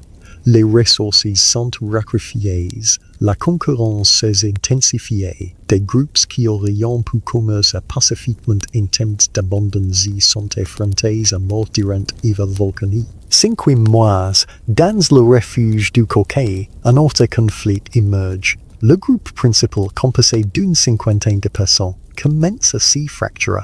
Les personnalités s'affrontent sous la pression. Des accords sur la répartition des ressources, sur qui mangera en premier, sur la distribution du travail qui est conflits, guérables en temps normaux, deviennent existentiels lorsque tu meurs de faim. Un sous-groupe de 8 individus s'est établi son propre campement dans une vallée voisine. Mais ils important leur part des provisions, leurs armes et leur savoir-faire. La séparation est pacifique et mise définitive. Les deux groupes s'évitent, se disputent les mêmes ressources limitées de sources thermales pour la chasse, aucune ne voulant coopérer depuis d'entire profit. Cette fragmentation reproduit dans les zones refuges, grave les problèmes génétiques. Les petites populations ont besoin de diversité génétique. Si sind en groupes encore plus petits augmente le risque de consanguinité, réduit le nombre de partenaires potentiels et accala l'accumulation de mutations délétères. C'est tout le contraire de ce dont la population néandertalienne a besoin. Mais l'instinct de survie ne s'y manifeste pas à laquelle d'une génération. Il se manifeste au jour le jour dans un contexte d'états extrêmes. 6 mois, le côte croix, il fait à tout conflit tragique. Un groupe de Néandertaliens fient un refuge perdu à l'intérieur des TDE, entreprennent l'immigration désespérée vers la côte, suivant les anciennes routes empruntées par leurs ancêtres pour la pêche estivale et ex-coquillages. 40 individus s'y mettent en route, qui survivent au voyage. Ils arrivent, orques croates, squelettiques, épiexés, mais vivants à pas par les menaces. Le groupe côtier déjà bien établi, faute d'une trentaine de milles, et puis se présente comme une menace, ennemie comme demi-membres, et non comme. Ils ont appris à leurs dépens les dures réalités de la pénurie. Plus de bouches signifie moins de nourriture par personne, et la nourriture est déjà insuffisante. Le groupe d'âgés installé ensemble, lances, pierres, machus, ils forment une ligne entre les nids d'entre les nouveaux réunis et élenqués de l'ego. Le message est clair, plaire aux myriades, les nouveaux Vénus, trop faibles pour s'y battre, trop désespérés pour partir, tentent de négocier. Ils proposent leur main d'œuvre. Les preuves archéologiques suggèrent qu'ils n'en ont pas trouvé. Les restes squelettiques de cette période, dispersés le long de la côte croate, racontent l'histoire d'individus morts seuls ou petits groupes, loin de tout habitat. 20. Leurs ossements portent des signes de malnutrition extrême, de traumatismes et, dans certains cas, des traces de cannibalisme, des marques de découpe sur les lungs compatibles avec l'extraction de moelle et des marques de traitement sur l'écran. Il est impossible de savoir s'agissait d'actes de cannibalisme de survie, d'individus désespérés consommant des cadavres, ou de quelque chose de plus sombre. Les ossements n'y témoignent pas d'intentions, seulement d'actions. Et ni les preuves suggèrent que, dans les moments les plus critiques de l'hiver volcanique, certains Néandertaliens ont franchi des limites impensables en temps d'abondance. 6e mois, 3e semaine. Les estimations de population dans les zones de refuge ont considérablement diminué. Les 10 000 survivants initiaux n'y sont plus qu'environ 1200. Certains sont morts des suites de l'inhalation de cendres. Lures palmens endomégase ayant fini par saida. Daughters sont membres de vie. Daughters encore de maladies, d'accidents sévères lors de chasses disparaissaient ou d'infections qui auraient pu être surmontées avec une alimentation adéquate, mais qui sont révélées fatales chez des personnes affectées. Et certaines sont mortes d'une cause plus difficile à quantifier, la perte de volonté. Les anthropologues l'appellent la résignation, un phénomène psychologique où, dans des circonstances extrêmes, des plus simplement de l'état. Ils se sentent de s'alimenter, même lorsque la nourriture est disponible. Ils se sentent de bouger, même lorsque le mouvement est nécessaire. Leur corps sera, non pas pour des raisons physiques, mais par capitulation psychologique. Un Wilhelm Néandertalien, réfugié dans le Caucase, s'assoit un matin et refuse de s'y livrer. Sa fille le supplie, lui apporte de l'eau, essaye de le faire manger. Il la repose doucement, le regard absent. Il a vécu 67 ans une longévité extraordinaire. Il est survécu assez convaincu. À la plupart de ses enfants, d'innombrables âmes et membres de sa famille. Il a survécu à la catastrophe de 72 years, mais il n'y put pas survivre à cela, ni aux cils gris interminables, ni à la faim constante, ni à la certitude que cela n'y finira jamais. Il meurt 3 jours plus tard, paisiblement, sans résistance, son corps est dépassé au fond de la grotte, parmi ceux qui, sentent sans relâche. Sa fillette ont-ils est une douillère, mais une part d'elle comprend. Il rend solidement à lâcher prise, et si solidement devient de plus en plus tentant. Septième mois, alors que l'Alcanie s'y poursuit, même les zones réfugiées deviennent des habitats précaires, le vrai espoir d'une amélioration survenue. Les cendres stratosphériques persisteront duétuayennes, bloquant la lumière du soleil et abaissant les températures. Il n'y aura pas de printemps normal l'an prochain, pas de renouveau, pas de retour des troupeaux de mégaphones, juste plus de grisal, plus de froid, plus de faim. Le groupe de gourmes cave s'y réunit, nurgence, leurs banques de coquillages sont gravement épuisés. Même avec une gestion rigoureuse, ils n'y peuvent plus subvenir et besoin de 22 personnes après les désirs à la violence et à la maladie. Certains proposent de se séparer et de créer des groupes plus petits se différencient afin de répartir la pression de la part. D'autres rétorquent que cette séparation les condamnerait tous, car leur force réside dans le nombre. Le débat est cru. De foules rancunes refont surface. Le stress de 6 mois de quasi-famine a mis à rude épreuve toutes les relations, tues les liens. Finalement, un compromis est trouvé. 5 individus, jeunes et robustes, explorant de la côte à la recherche d'autres sites potentiels. S'ils trouvent des endroits viables, le groupe envisagerait de s'y séparer. Sinon, ils survivront ensemble. Les éclairés partent à l'obé.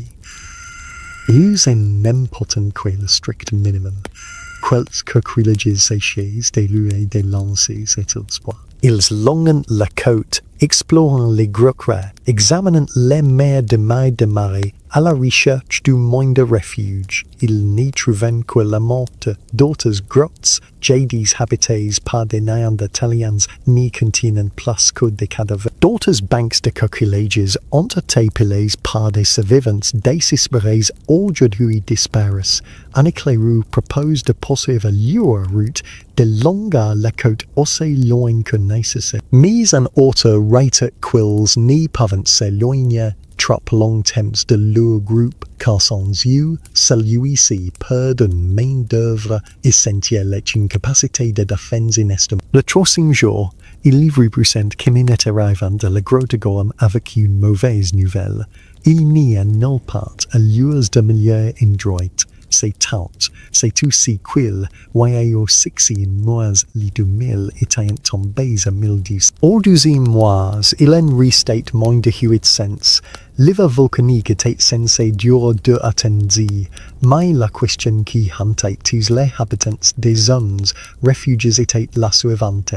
Les Néandertaliens survivraient-ils aussi longtemps? La réponse vint d'une source inattendue.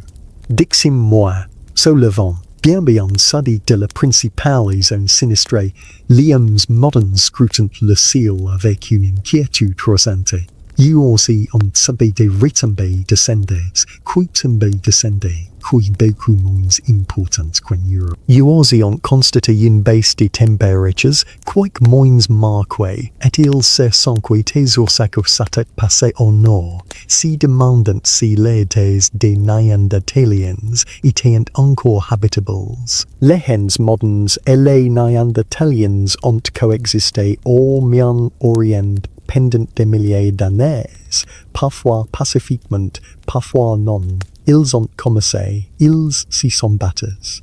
Occasionnellement, ils s'y sont creusés, donnant des naissances à des enfants hybrides porteurs de gènes des deux espèces. Mais ces rencontres sont restées relativement rares, limitées par le territoire et la préférence pour sa propre espèce, et l'éruption change la donne. Les populations humaines modernes de l'Event et inquafictes restèrent plus nombreuses et tirèrent accès à une alimentation plus diversifiée. Leur technologie leur confère des avantages dont les Néandertaliens sont des preuves, des équipements de parc sophistiqués, un régime alimentaire plus varié et des réseaux sociaux plus étendus permettant le partage de nourriture sur de plus grandes distances. Elles résistèrent mundia, l'iva volcanique, malgré certaines pertes, et maintenant, alors que la situation s'y stabilise lentement en après l'éruption,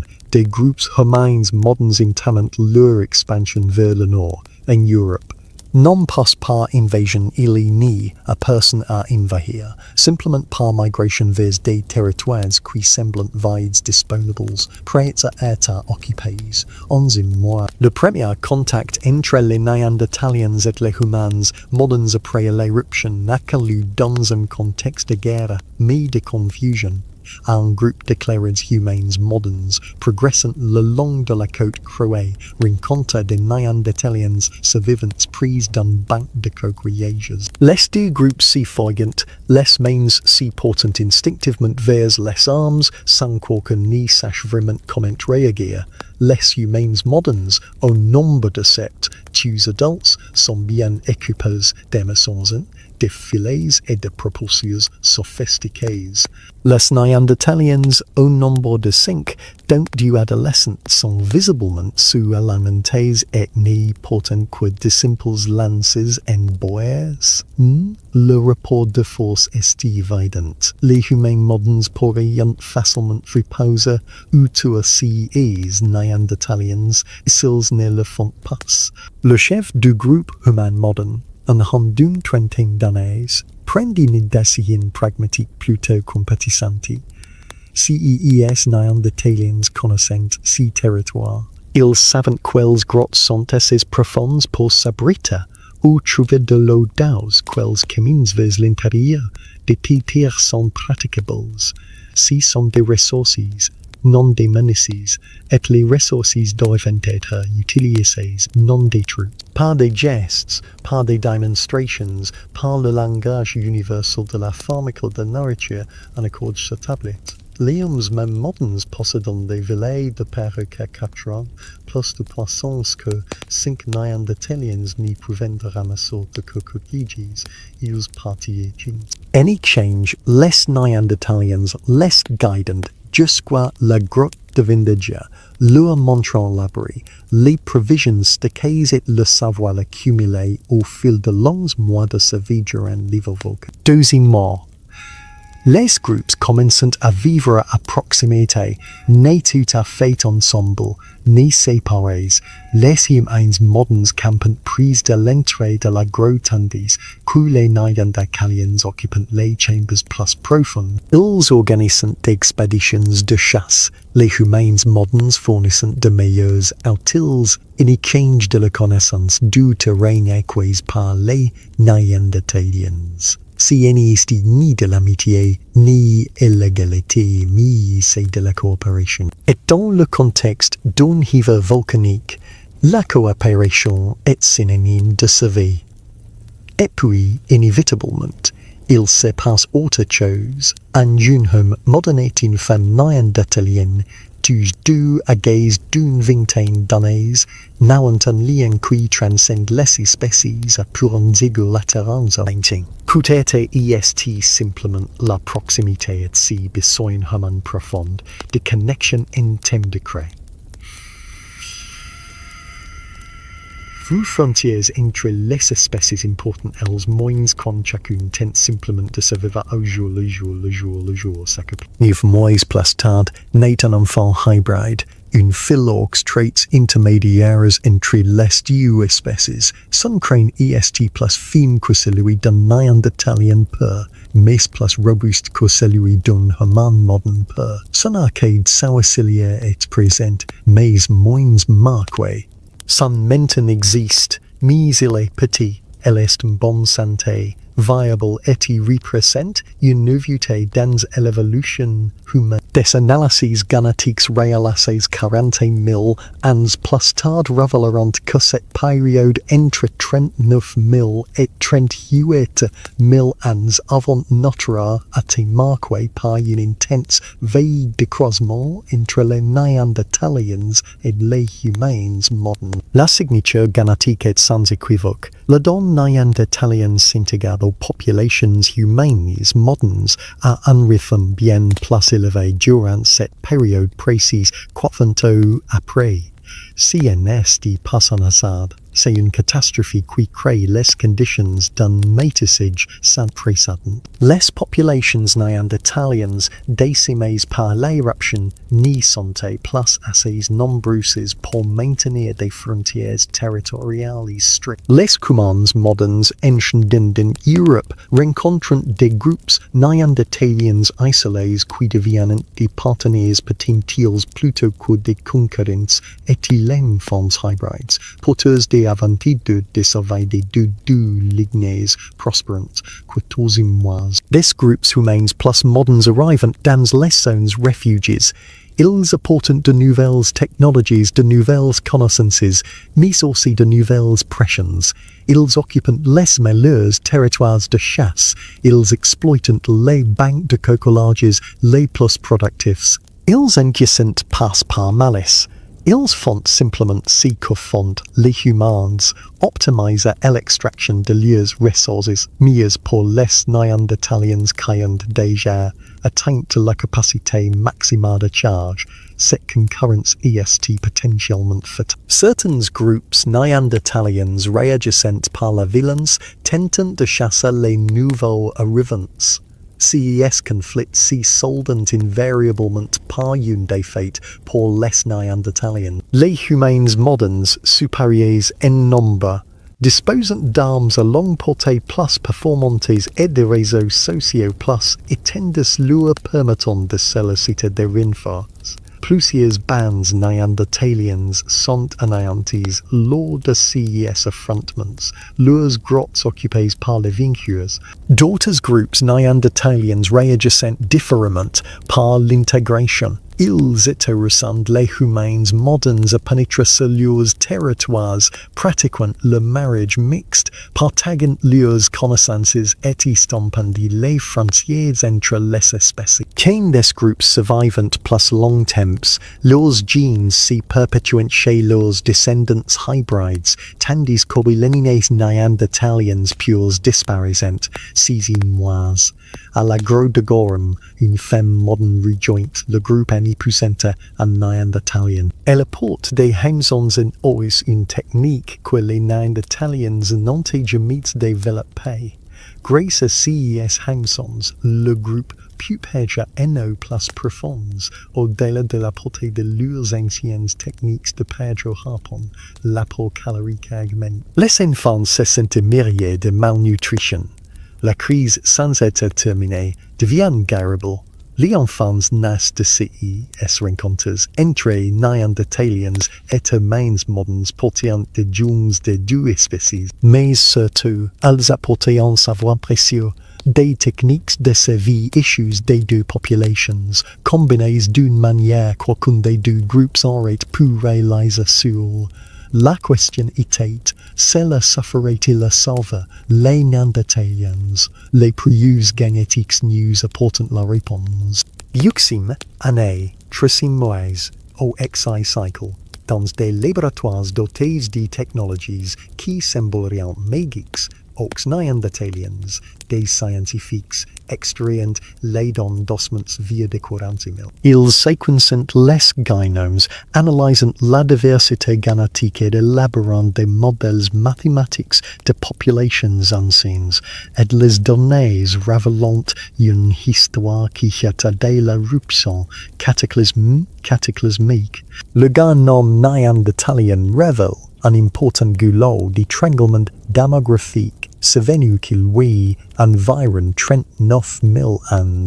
La diversité génétique ne serait pas les taux data de résilier la taille effective de la population chute brutalement. Avant ces goulots d'étranglement, les estimations de la taille effective de la population varient de 5 000 à 10 000 individus. Après, ces nombres chutent à un niveau compris entre 1500 et 2500.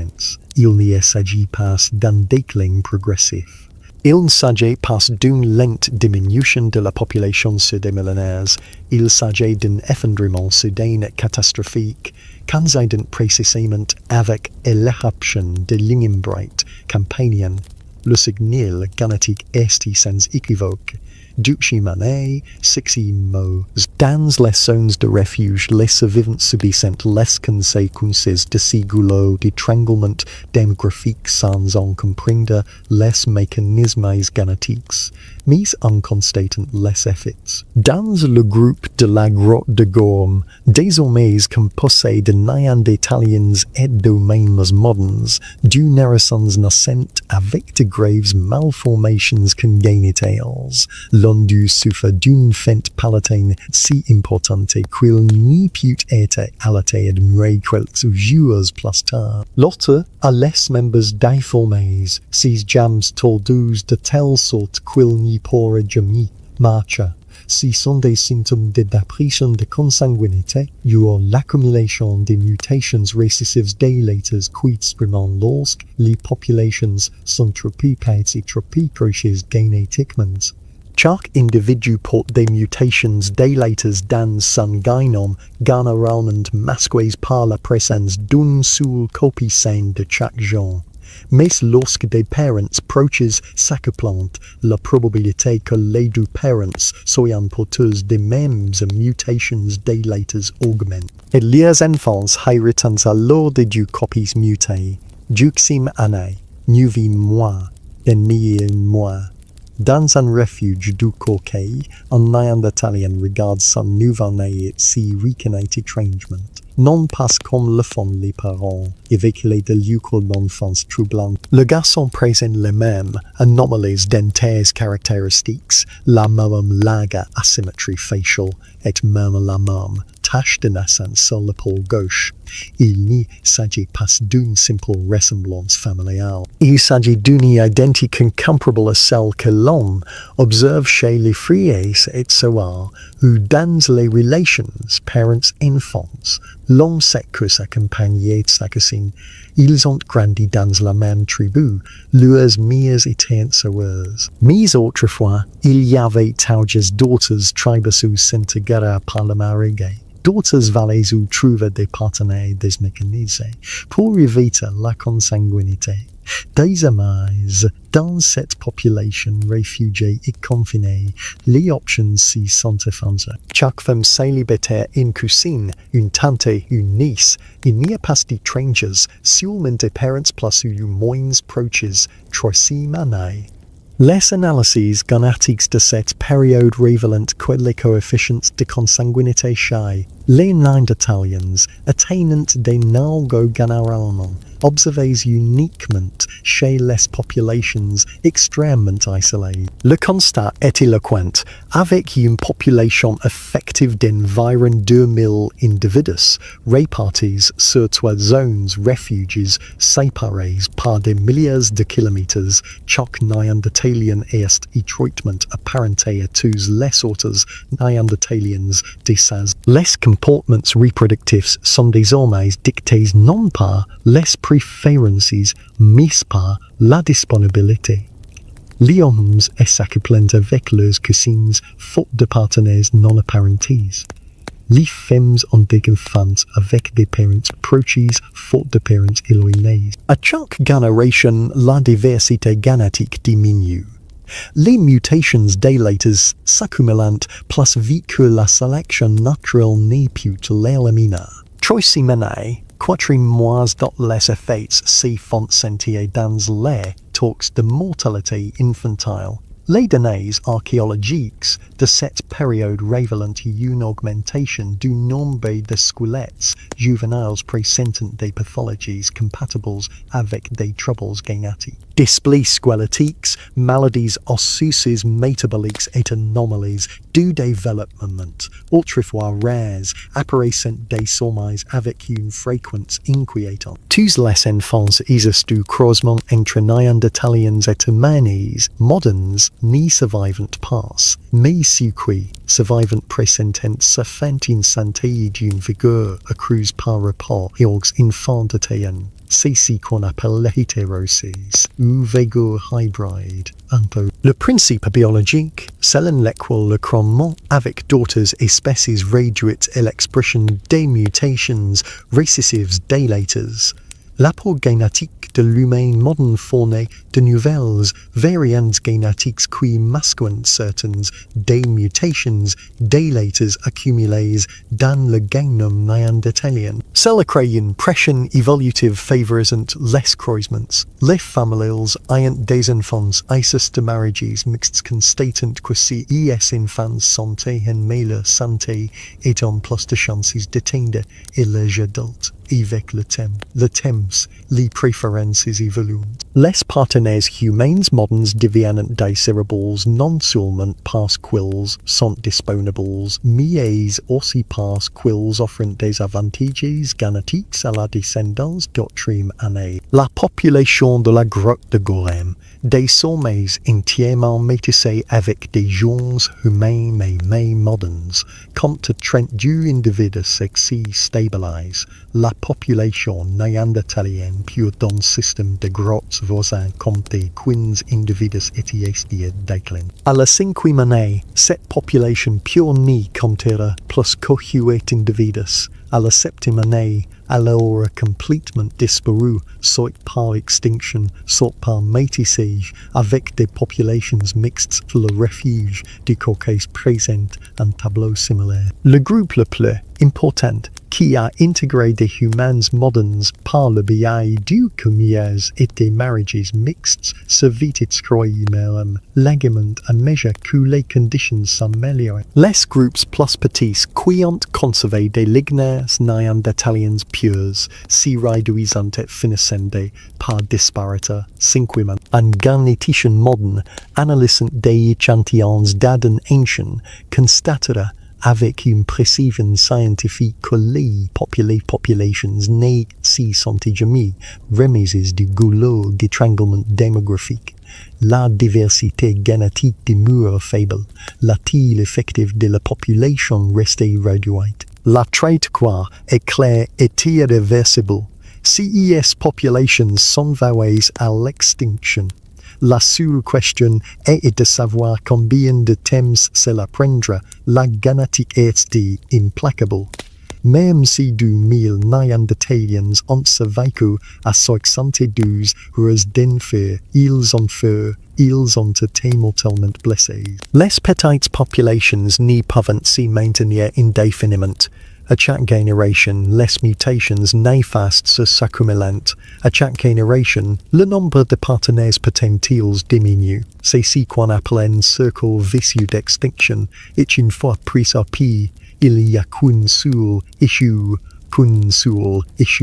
Sixième année, l'hiver volcanique est officiellement terminé. Les cendres stratosphériques sont en fin d'apaiser, dispersées ou ont été emportées par la pluie. La lumière du soleil atteint à nouveau les niveaux d'avant et les niveaux d'avant et les températures commencent à remonter. Le printemps arrive plus tard que d'habitude, mais bien présent. Et pour la première fois depuis des années, la végétation s'y met à poser. Mais le mal est fait. L'écosystème européen a été profondément bouleversé. Les populations de mégafaune qui ont permis aux Néandertaliens de survivre pendant des centaines de milliers d'années sont décimées. Certaines espèces ont disparu, d'autres survivent en si petit nombre que leur chasse est devenue impossible. Les grands troupeaux de chevaux, de bisons et de rennes qui migraient autrefois selon des schémas prévisibles ont disparu. Les populations néandertaliennes optimisées par 300 000 ans d'évolution pour la chasse au gros gibier, si rétrouvent dans un monde, cette adaptation devient soudainement inadaptée. Les humains modernes, avec leur alimentation plus diversifiée, leurs techniques de pêche et leur propension à consommer presque tout ce qui leur apporte des calories, s'adaptent mieux à ces paysages transformés. À la grotte de Gordon, un recensement à l'heure du rassemblement printanier. Courante est un individus vivant désormais dans la grotte principale ou dans des campements satellites voisins. Parmi eux, sous 900 des Néandertaliens de souche, 5 adultes et 4 enfants. Les autres sont soit des humains modernes, soit des hybrides présentant des proportions variables descendants néandertaliens. Ces ratios évoluent rapidement à chaque génération. Un Néandertalien de souche, une femme de 67 ans, l'une des premières survivantes de la catastrophe qui dure 72 heures, observe les jeunes enfants qui jouent, prise du feu éclairant l'esquelle du mal à les distinguer. Les différences physiques qui jadis permettaient de différencier clairement les Néandertaliens des humains s'estompent. Les enfants hybrides présentent des caractéristiques intermédiaires et à mesure qu'ils grandissent et fondant une famille avec des partenaires humains modernes, les traits néandertaliens s'atténuent encore davantage. Elles s'y demandent, de manière quelque plus abstraite que son esprit puissant, CES concepts, s'il existera encore des Néandertaliens de souche dans une générique. Si leur mode de vie, le savoir accumulé pendant 300 000 ans, les traditions et les pratiques qui ont fait de ce qu'ils étaient survivants ou bien sont-ils absorbés, effacés par l'acte même de survivre, huitimenés. Dans le refus du coquet, la dame de Néandertalien bande de Néandertaliens pèse ni compte plus que 2 individus. Isolés dans une haute vallée, ils perpétuent les traditions ancestrales et refusent les mariages mixtes avec les groupes humains modernes qui dominent désormais les basses altitudes. C'est un choix ancré dans la tradition, à l'identité, le désir de rester humains plutôt que de devenir autre chose. Mais la biologie y est implacable. Sur les 12 individus, seuls 4 sont des femmes en âge de procréer. Seuls 3 sont des hommes adultes. Les autres sont des enfants et des personnes âgées. Des calculs génétiques qu'ils n'y peuvent effectuer montreront que cette population est inférieure à la taille minimale viable et disparaîtra en 2 générations. Même si chaque individu survit et se reproduit. 9 années. Partout en Europe, les populations humaines modernes explosent. La fin de l'hiver volcanique ouvre la voie à une croissance démographique rapide. Des groupes Venus du Moyen-Orient apportent non seulement des effectifs plus importants, mais aussi des nouvelles technologies développées durant les années de crise, utiles de chasse améliorées, confection de vêtements plus performance, nouvelles techniques de transformation des aliments. Ils occupent des habitats optimaux les meilleures grottes, les territoires de chasse les plus riches. Les Néandertaliens sont relégués à des territoires marginaux, non pas par la violence, bien que cela arrive parfois, mais par simple exclusion compétitive. Lorsque les deux espèces convoitent la même grotte, les humains modernes l'importent généralement grâce à leur supériorité numérique organisation.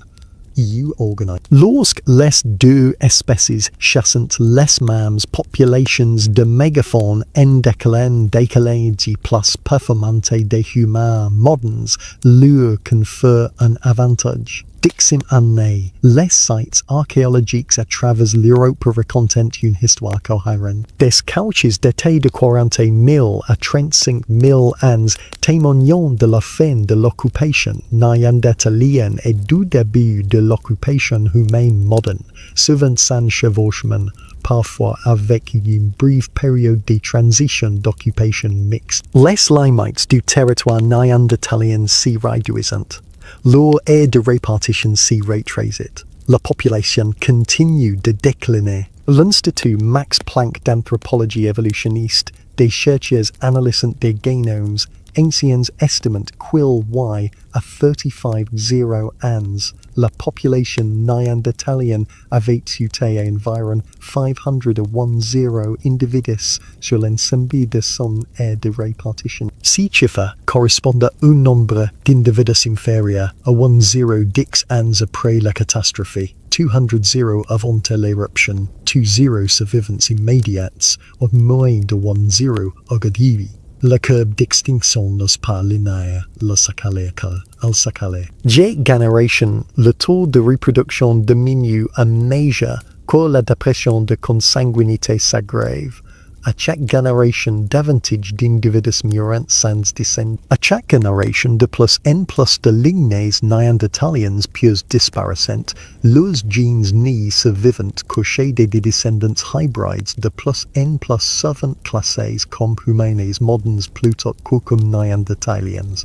Dixim année, sixim mois. Alain de la Groix de Gorme, aujourd'hui âgé de 68 ans, la femme qui a survécu à la catastrophe originale raconte des histoires à des enfants hybrides qui comprennent à peine. Elle décrit le bon vieux temps avant la chute des Cendres, quand les Néandertaliens peuplaient l'Europe, quand chaque vallée abritait des familles, quand on pouvait voyager pendant des semaines, et toujours retrouver des cousins, toujours retrouver les signes. Les enfants écoutent poliment, mais ces histoires n'y leur parlent guère. Ils n'ont demandé jamais connu ce monde. Le leur est fait de populations métissées, de domination humaine, moderne et de traditions néandertaliennes qui n'y subsistent que sous forme de fragments intégrés à la nouvelle culture hybride. C'est leur normalité. La ville d'âme sait qu'elle compte parmi les dernières à s'y souvenir. Quand elle meurt et que la poignée d'autres survivants de la catastrophe originelle disparaîtront, également de souvenirs viennent de s'écouter les Néandertaliens s'étendre avec eux. Il ne restera que des gens, que des fragments incorporés à d'autres génomes, que des fantômes. Il y a 35 000 ans, les populations néandertaliennes étaient estimées entre 500 et 1000 individus répartis dans toutes les zones réfugiées. Les dernières populations néandertaliennes pures, etc., concentrées dans des bastions de la péninsule ibérique. La question n'est plus savoir si mais quand. 11e année, la péninsule ibérique devient le dernier bastion. tandis que les populations néandertaliennes disparaissaient de France, d'Allemagne, de Croatie et même du Caucase, de petits groupes subsistent dans le sud de l'Espagne et du Portugal. Les raisons sont multiples. L'isolement géographique du Hautes-Pyrénées, un climat plus du monde durant l'hiver volcanique, d'abondantes ressources marines et des grosses effacements profonds, possible refuge, fuge. Le gros de Gorvam perché sur les falaises calcaires de Gibraltar devient une sorte de capitale. Bien que les Néandertaliens n'aient d'aucune notion de capitale ou de nez, c'est un lieu de rassemblement, un refuge canot, un site où plusieurs groupes familiaux convergent pour des réunions saisonnières vers l'an une cinquantaine à une soixantaine de Néandertaliens et d'individus hybrides font de la grotte de Gorham leur résidence principale du Seigneur. La grotte elle-même extraordinaire. La salle principale s'étend sur plus de 40 mètres de large avec des plafonds atteignant 10 mètres de hauteur. Mais c'est la profondeur qui est remarquable. Le vaisseau de grottes s'enfonce sur plus de 300 mètres dans la falaise calcaire, avec de multiples cellars, des passages latéraux et des cheminées naturelles assurant la ventilation. Des fouilles archéologiques 40 000 ans plus tard révéleront des straits d'occupation châtelant sur des dizaines de milliers d'années.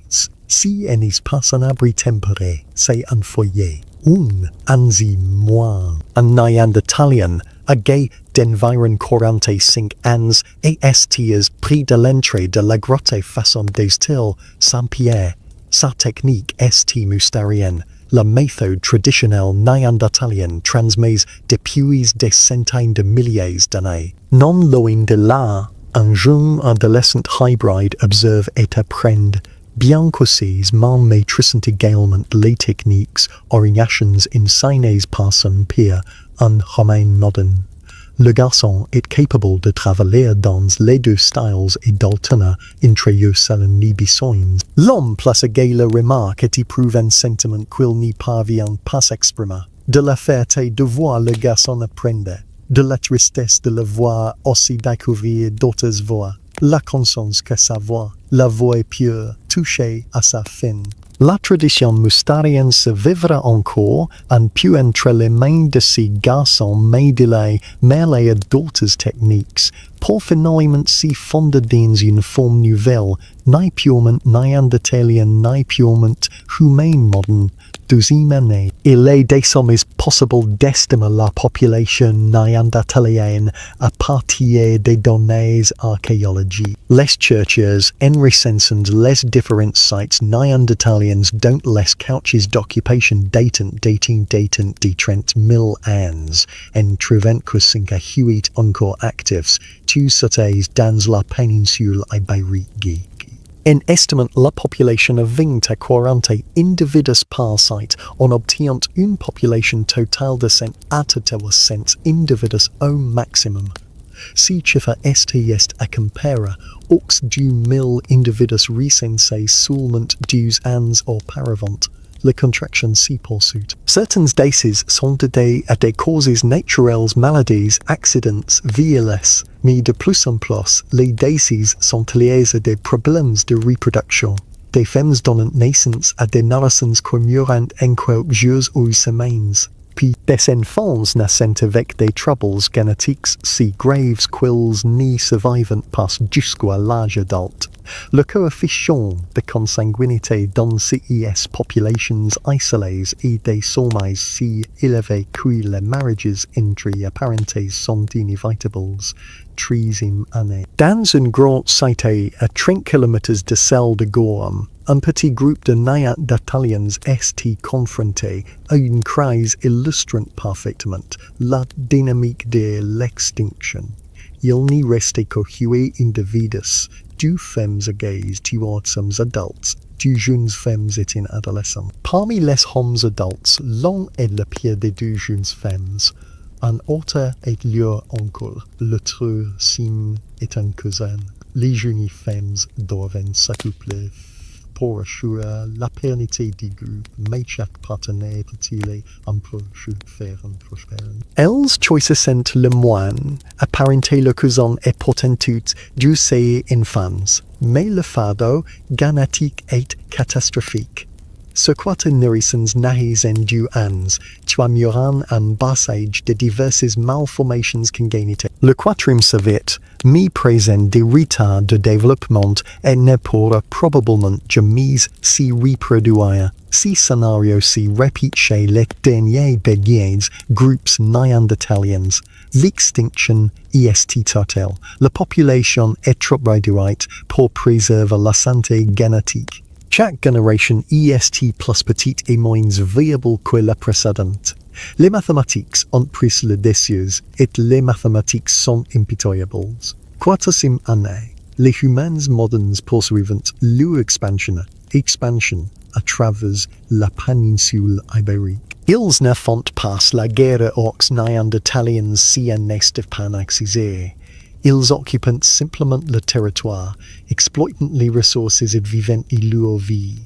Là où ils rencontrent les Néandertaliens, les interactions variantes. Parfois il y a un conflit, parfois il y a évitement. Parfois, il y a métissage donnant naissance à des enfants hybrides porteurs des fragments de gènes néandertaliens.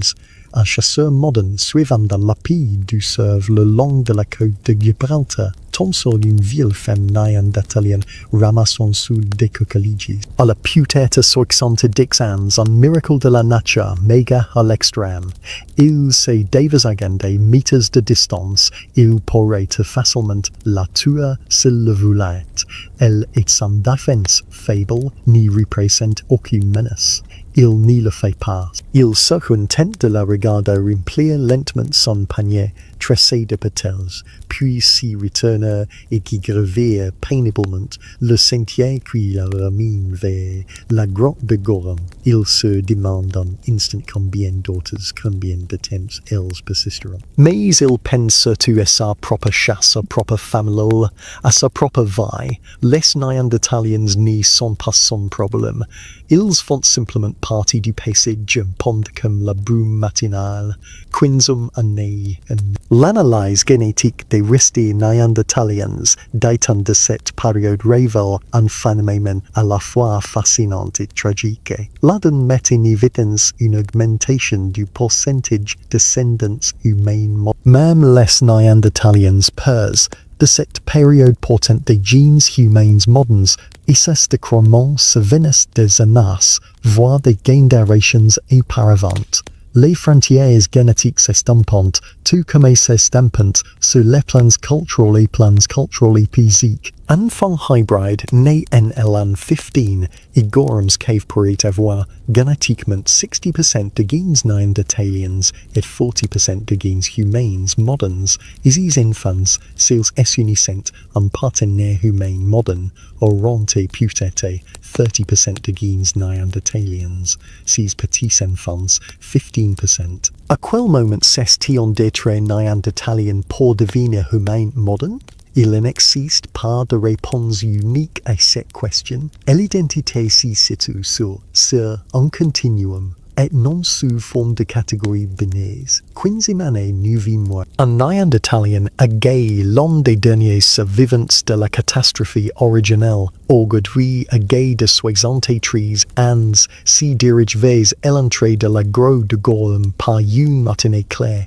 Il a survécu à sa compagne, à ses frères et sœurs, à la plupart de ses enfants. Là où son monde s'effondre est un monde nouveau renaître de ses cendres. Il a vu son pupille passer de la domination à l'insignifiance, puis à l'extinction. Il contemple la Méditerranée, cette mer que ses enquêteurs ont contemplée pendant des centaines de milliers d'années. L'eau est immuable, les vagues s'ébranlent les rochers selon le même rythme éternel.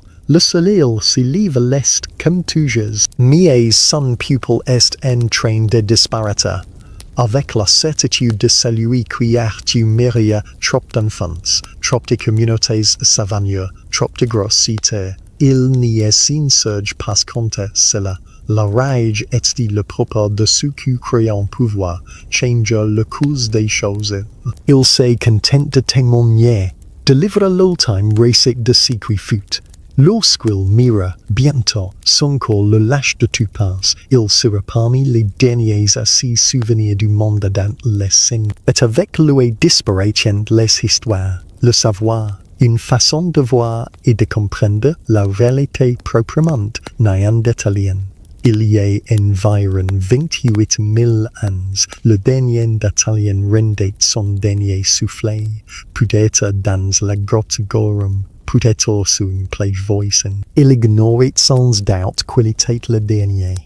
Mais son adn portait la trait des heures qui scélérant le destin de son espèce, et une mémoire qui s'est perpétuée pendant 11 000 ans, jusqu'à ce que l'extinction l'emporte. L'histoire n'y sera dit passe à la mort te transforme, car les Néandertaliens, en tant qu'espèces distinctes, ont disparu il y a environ 28 000 ans. Leurs gènes n'ont pas disparu.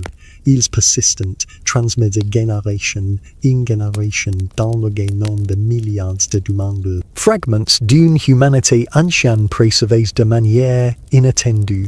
En 2010, une équipe de scientifiques de l'Institut Max Planck d'anthropologie évolutionniste de Leipzig, en Allemagne, annonçait avoir activé le séquencing du premier génome néandertalien. L'exploit technique était extraordinaire.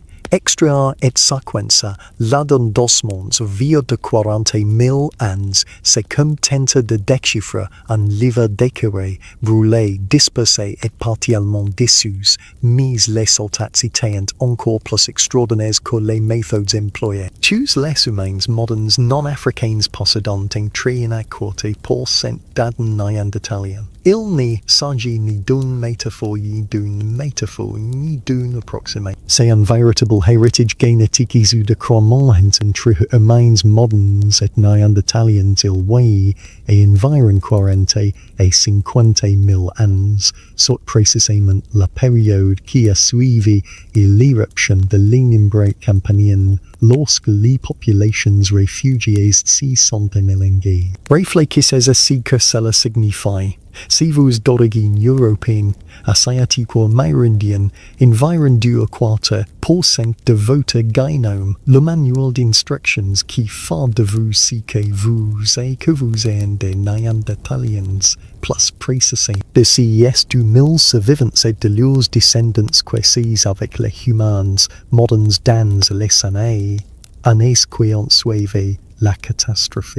Les gènes spécifiques hérités n'y sont pas choisis au hasard. La sélection naturelle agit sur les variations génétiques des Néandertaliens depuis 40 000 ans, conservant les variantes avantageuses et éliminant les nuisibles. Les gens qui subsistent sont ceux qui ont conféré un avantage en termes de sévère qui, à toutes les moyennes, ont eu des effets neuters.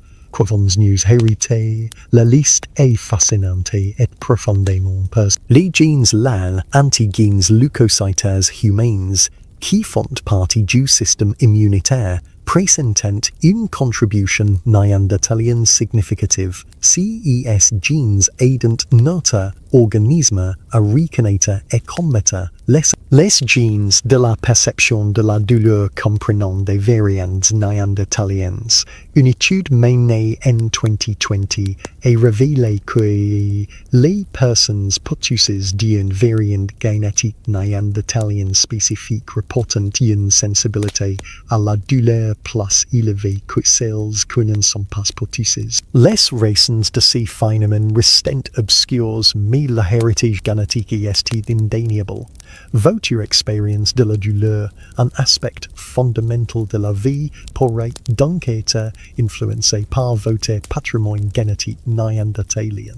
Durant la pandémie de COVID-19, des chercheurs ont découvert que certaines variants génétiques néandertaliennes sur le chromosome 3 influencent significativement la gravité de la maladie. Certaines variants augmentent le risque de formes graves nécessitant une hospitalisation. D'autres variants néandertaliennes sur des chromosomes différents semblent avoir un effet protecteur. Les anciens croisements il y a 40 000 ans ont donc un impact concret sur l'évolution des pandémies ou cycle. Le plus remarquable peut être que l'étudier des chercheurs estiment qu'environ 40 à 60% du génome néandertalien a été conservé au sein de la population humaine. Non passant sur l'individu, chaque personne n'en possède que 2 à 4% mais collectivement, répartis chez des milliers d'années. La majeure partie de la diversité génétique néandertalienne qui existait à l'époque des croisements subsiste. Cela signifie que les Néandertaliens ont atteint une forme d'immortalité génétique grâce à l'hybridation. Si les lignes néandertaliennes pures s'y sont éteintes, leurs gènes ont persisté chez leurs descendants hybrides qui ont prospéré et s'y sont répandus à travers le monde. D'un point de vue évolutif, c'est d'une rareté. Les genes qui se répliquent et se transmettent aux générations futures sont considérés comme performants, qu'ils mentionnent ou non des frontières d'espèces distinctes. Un Néandertalien, il y a 39 000 ans, débat dans la grotte de Gorham, observant la chute des descendants, était loin de se douter que sa descendance s'y compterait par milliards. Que ces gens s'y répandraient sur tous les continents, à l'exception de l'Afrique. Que 40 000 ans plus tard, son Adam aiderait les humains à lutter contre les pandémies, s'adapter à de nouveaux climats et à survivre d'une manière qu'ils n'auraient jamais pu imaginer. La femme qui a scellé à l'entrée de sa grotte dans les premières heures de la catastrophe, qui a mis à femme à l'abri au plus profond de chambres protectrices, qui a pris des décisions qui lui ont sauvé la vie.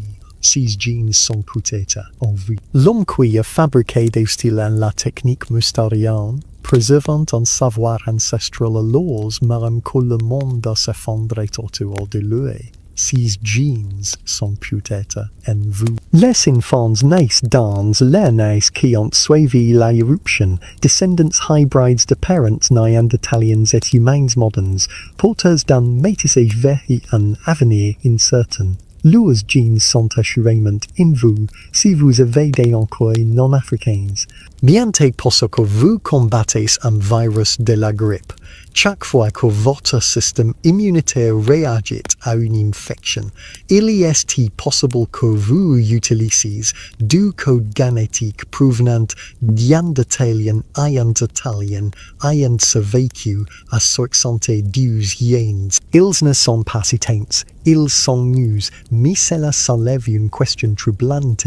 Les preuves génétiques sont convaincantes, mais certaines exigent des preuves matérielles, des preuves tangibles que l'on peut toucher, voire analyser en laboratoire. CES preuves. Inscrits dans des couches de terre restées intactes pendant 40 000 ans, racontant des histoires à ceux qui savent les déchiffrer. Partout en Europe, sur les sites archéologiques où vivaient autrefois les Néandertaliens, les chercheurs ont découvert un phénomène constant et inquiétant, une couche grise d'environ 15 à 30 cm d'épaisseur. Composée de cendres volcaniques dont la signature chimique n'y correspond qu'une seule source. Et l'éruption de l'Animbrite campanienne prise de Naples, il y a 40 000 ans, cette couche de cendres, appelée effacée par les archéologues, constitue un marqueur temporel précis. Les cendres volcaniques issues d'éruptions majeures présentant une signature chimique unique, liée à la composition spécifique du magma à cet endroit. Un analysant le rapport des éléments traces les proportions exactes de titane, de manganèse, de fer et d'autres minéraux. Les chercheurs peuvent identifier avec une certitude absolue les cendres de l'éruption de l'Agnium Bright Campania. Des typhres ont découvert sur des sites néandertaliens à travers l'Europe, ainsi en France, le gros de Fumain en Italie, le gros de Castelcivita dans le sud de l'Italie, el Salt en Espagne et Hol, Fels en Allemagne. Sur chaque site, le schéma est identique et dévastateur. Sous la couche de cendres, preuves évidentes d'une occupation néandertalienne, ont-ils des pierres de style mystérieux, foyers contenant du charbon de bois provenant de fûts de cuisson, os d'animaux portant des marques de dacou. Parfois des pigments d'ocher, des perles de coquillage, témoins de pratiques symboliques. Le témoignage archéologique de groupes néandertaliens actifs et prospères dans la couche de cendres elle-même. 15 à 30 cm de matière volcanique grise et stérile. Aucun ont-ils, aucun osment. Aucune trace d'activité humaine. Just des cendres retombant du ciel et civilisant sur leur passage dessus de la couche de cendres. Rien. Ou plus précisément après une interruption d'occupation des traces d'Homo sapiens. Des ont-ils en pierre de style orientation nettement différentes des techniques mystérieuses, de nouveaux types d'outils en os, des traces de découpe différentes sur des os d'animaux. Parfois des œuvres d'art peintures rupestres, figurines sculptées qui bien que belles, témoignant d'une tradition culturelle différente de celle qui les a précédées. Les Néandertaliens n'y sont jamais revenus. Les sites qu'ils ont occupés pendant des milliers d'années des sites de générations de familles ont vécu, chassé, élevé leurs enfants, raconté des histoires autour du futur abandonné sous la couche de cendres, jamais occupés par les Néandertaliens. La continuité s'attendant sur des dizaines de milliers d'années sentira brutalement dans les cendres grises, c'est nous imaginiens, notre famille Néandertalienne celle sagro, pour s'y protéger des retombées de cendres, les foules révélant une réalité. La couche de téphra est clairement visible dans la stratigraphie en dessous. La riche culture châtelpyronienne, les Néandertaliens à leur apogée, créant des ornements personnels et utilisant des objets de des rimes pendant un temps.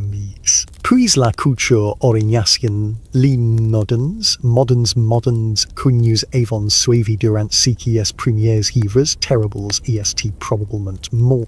Peut-être pas sur le coup, peut-être ont-ils survécu des jours ou des semaines dans le gros soleil. Mais ils n'ont pas survécu assez longtemps pour laisser des traces au-dessus de la couche de cendres. Leur histoire, comme tant d'autres races néandertaliens, s'achève dans un silence glacial.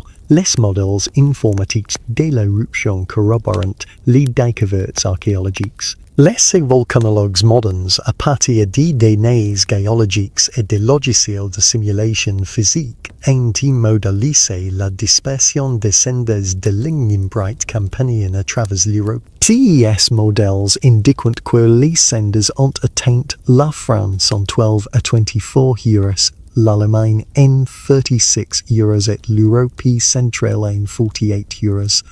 Les passeurs des dates correspondent à celles observées sur les sites archéologiques. Les schémas de vent durant l'éruption, reconstitués à partir de modélisations atmosphériques, montrent que le nuage de cendres s'est propagé vers le nord et est, à travers la Méditerranée, puis a décrit une courbe vers le nord et l'est à travers le continent. Les dépots les plus importantes correspondent aux zones de plus forte densité de population néandertalienne avant l'éruption. Les dépots les plus légers correspondent aux zones refuges où certains ont survécu. Cette corrélation est trop précise pour être une coïncidence. Plusieurs sites néandertaliens montrent une occupation s'arrêtant précisément au niveau de la couche descendée de la formation psi. Pas approximativement à cette époque, pas quelques cycles plus tard, exactement au niveau de cette couche descendée.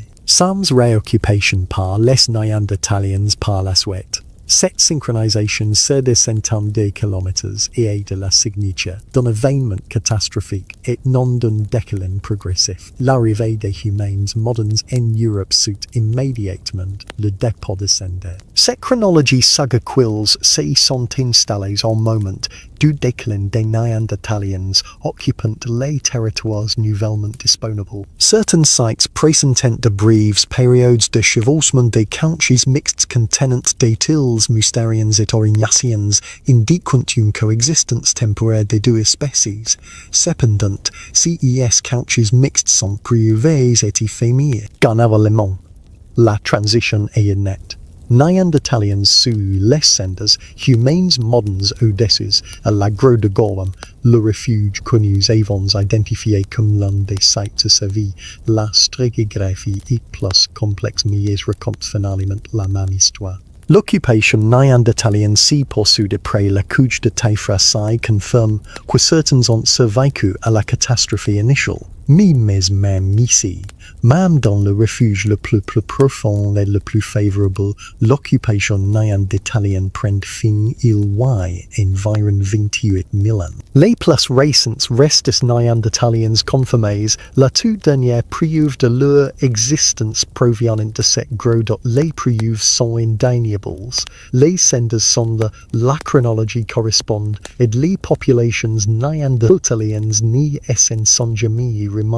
Mais vérifiez si quihant les archéologues, si une éruption volcanique et pourquoisement anéantir une espèce humaine entière en 72 heures, qu'adviendra-t-il lors de la prochaine éruption d'un supervolcan, ou car il existe actuellement au moins 20 supervolcans actifs sur Terre. Parc national de Yellowstone, Wyoming.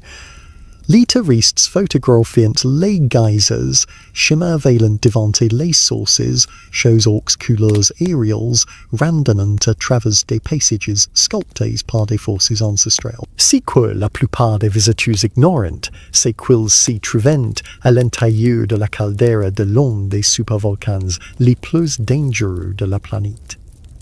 Et incapacité, il y en sommeil, inattente, la pression s'accumulant. La dernière éruption du supervolcan de Yellowstone remonte à 640 ans. Cette éruption a produit environ 1000 km3 de matériaux, soit plus de 2 fois le volume des Néandertaliens campaniens qui a dévasté les populations néandertaliennes. Les cendres ont recouvert la majeure partie du territoire actuel des États-Unis. Des déports ont été découverts aussi loin à l'est que l'Iowa est aussi loin au sud que le Texas, dont la surveillance géologique moderne montre que Yellowstone est toujours active. Le sol de certaines parties de la caldeira s'y soulève s'abat de plusieurs centimètres par au gré des mouvements du magma sous la surface. Les séismes sont fréquents, plus d'un millier sont enregistrés chaque année, la plupart trop faibles pour être ressentis, mais témoignent d'une activité géologique continue. Les sources choses les geysers sont les manifestations en surface de l'immense chambre magmatique souterraine. Estimé à 90 km de long, 40 km de large et jusqu'à 15 km de profondeur. Si le Yellowstone entrait en éruption aujourd'hui, les conséquences seraient bien plus graves que celles de l'innombrable campagne. En quelques jours, les cendres recouvreraient tout l'ouest des États-Unis. Le Midwest serait recouvert de dépôts suffisants pour provoquer l'effondrement des bâtiments, contaminant les réserves d'eau et anéantir l'agriculture. Le climat mondial serait affecté pendant des années. La civilisation moderne, malgré sa technologie, serait confrontée à des défis que les Néandertaliens n'auraient jamais imaginés, considérant les différences et des similitudes. Les Néandertaliens étaient peut-être 200 000 avant leur catastrophe, répartis en petits groupes à travers l'Europe. Les humains modernes sont 8 milliards, concentrés dans les villes. Nous disposons de chaînes d'approvisionnement mondiales capables de distribuer des aliments en mais si qui chains dependent de réseaux de transport vulnérables aux senders. Nous avons une médecine avancée, mais les hôpitaux n'y peuvent pas traiter simultanément de millions de cas d'inhalation de santé. Nous avons des technologies de communication, mais la communication n'y peut empêcher la famine lorsque l'agriculture s'effondre. Le supervolcan Toba, en Indonésie, offre un autre exemple édifiant. Son éruption, il y a 74 000 ans, a produit environ 2800 km3 de matériaux, soit 10 fois le volume de l'Union Bright Campania. Des analyses génétiques suggèrent que cette éruption a provoqué un grave goulot d'étranglement démogradiant, nos enquêteurs a pu être 10 000 individus à l'échelle mondiale. Nous avons frôlé à l'extinction. Et Toba, comme Yellowstone, pourrait entrer en éruption à nouveau. La surveillance actuelle des supervolcans inclut Yellowstone Toba, le lac Taupo en Nouvelle-Zélande, les champs flagrines, oui, le même système qui a anéanti l'Europe et Néandertaliens actifs, Long Valley en Californie et la caldeira au Japon. La liste est loin d'être exhaustive. On recense une vingtaine de supervolcans dans le monde, dont chacun pourrait produire des éruptions d'une ampleur égale, voire supérieure à celle de l'Union Bright Campanienne. Les avantages modernes sont réels, mais décisifs qu'on n'y l'imagine. Nous disposons de systèmes d'alerte précoce, surveillance sismique, mesures GPS des déformations du sol, capteurs d'émissions de gaz. Nous aurions probablement plusieurs jours, voire plusieurs semaines, d'alerte avant une éruption majeure, contrairement aux Néandertaliens qui n'en avaient qu'un. Nous avons des capacités de stockage alimentaire, réserves de céréales, aliments congelés, conserves qui pourraient permettre de subvenir aux besoins des populations temporairement. Nous avons des capacités de coordination mondiale qui pourraient organiser les opérations de secours. Mais n'y confondez pas capacités et garanties, et l'ampleur d'une éruption de supervolcan dépasse la plupart des plans de gestion des catastrophes. Lorsque le Jakuthanan Island est entré en éruption en 2010, une éruption mineure à l'échelle géologique, le trafic en Europe a été perturbé pendant des semaines. Les cendres volcaniques ont endommagé les réacteurs d'avions, des vols ont été annulés. Un seul petit volcan a suffi perturbe profondément la société technologique moderne de Genèse, maintenant une éruption 100 fois plus importante. Imaginez des cendres qui tombent sans cesse pendant des jours.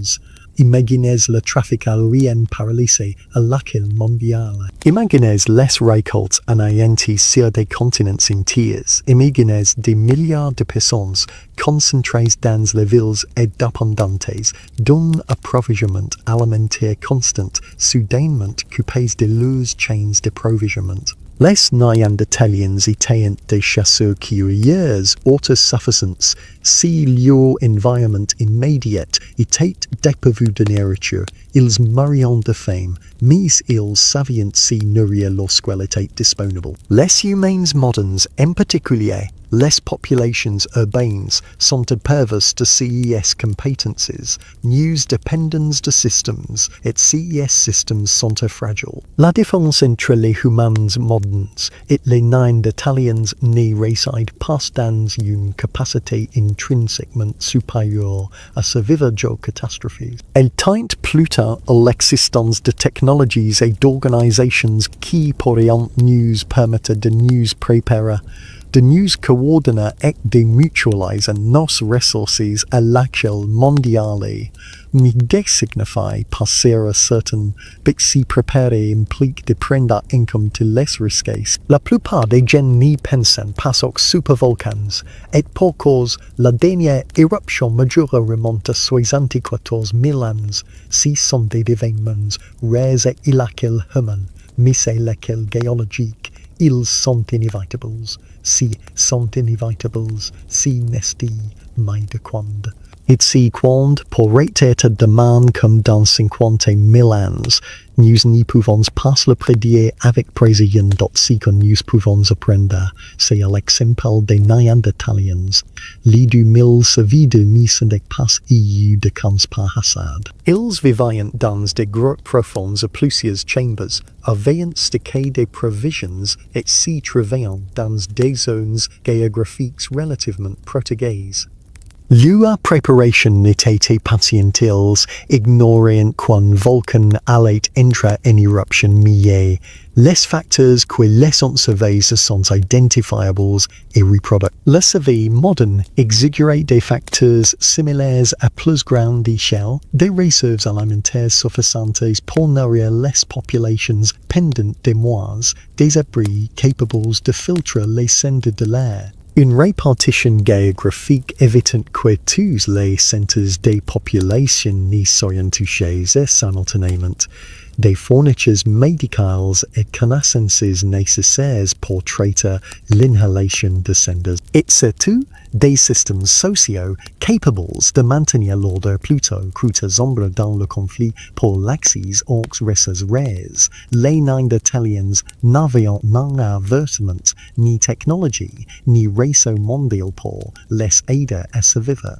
Nous, si mais cela se fera-t-il? Quand les cendres commenceront à tomber, quand le ciel s'obscurcira, quand il n'y nous restera que 72 heures pour sauver notre respect. Ferons-nous, mais que, dans la réponse dépendre peut et leçons que nous tirons de leur histoire. Les corps morts par inhalation de cendres et se décédés de femmes 3 mois plus tard les entus du les mêmes traces des ossements dans des grottes. Il est impossible de déterminer la cause du décès de la plupart des restés néandertaliens. La médecine légale appliquée à des restés récents est impuissante face à des ossements vieux de 40 000 ans où les tissus mous ont disparu et où de nombreuses pathologies osseuses sont ambiguës. Cela est inutile pour comprendre l'événement. Si la plupart des victimes sont mortes rapidement des suites directes de l'éruption volcanique, la catastrophe est immédiate et dévastatrice, rendant tout évitement quasi impossible. Si la plupart ont survécu aux effets immédiats mais sont décédés dans les mois suivants, des choix différents, une meilleure gestion des réserves alimentaires, le choix d'une autre grotte, une migration plus rapide auraient pu en sauver davantage. La distinction entre catastrophe instantanée et tragédie au ralenti influence notre interprétation des choix des capacités des Néandertaliens. Quatrième mystère. Pourquoi les survivants n'ont-ils pas repeuplé l'Europe après l'amélioration des conditions? 5 ans après l'éruption, l'hiver volcanique touchait à sa fin. 10 ans plus tard, les conditions étaient considérablement améliorées. Pourtant, les populations néandertaliennes n'avaient jamais amélioré les niveaux d'avant l'éruption. On continuait de décliner malgré l'amélioration des conditions. Pourquoi? L'explication par la consanguinité est convaincante et coûtée était incomplète. Certaines populations animales s'y sont émises de graves goulot d'étranglement gaintiers, les guapides par exemple, goulot d'étranglement qui a réduit leur population à quelques dizaines d'individus et pourtant ils ont survécu et prospéré. Certes, les guapides présentent encore une diversité génétique réduite et des problèmes de consanguinité, mais elles ont persisté. Pourquoi les Néandertaliens n'ont-ils pas pu en fait immenses mondes expliquent en partie ces phénomènes. Oh, mais ces derniers ont été touchés par l'éruption. ont-ils dû faire face à des effets étant subis en décalin démographique.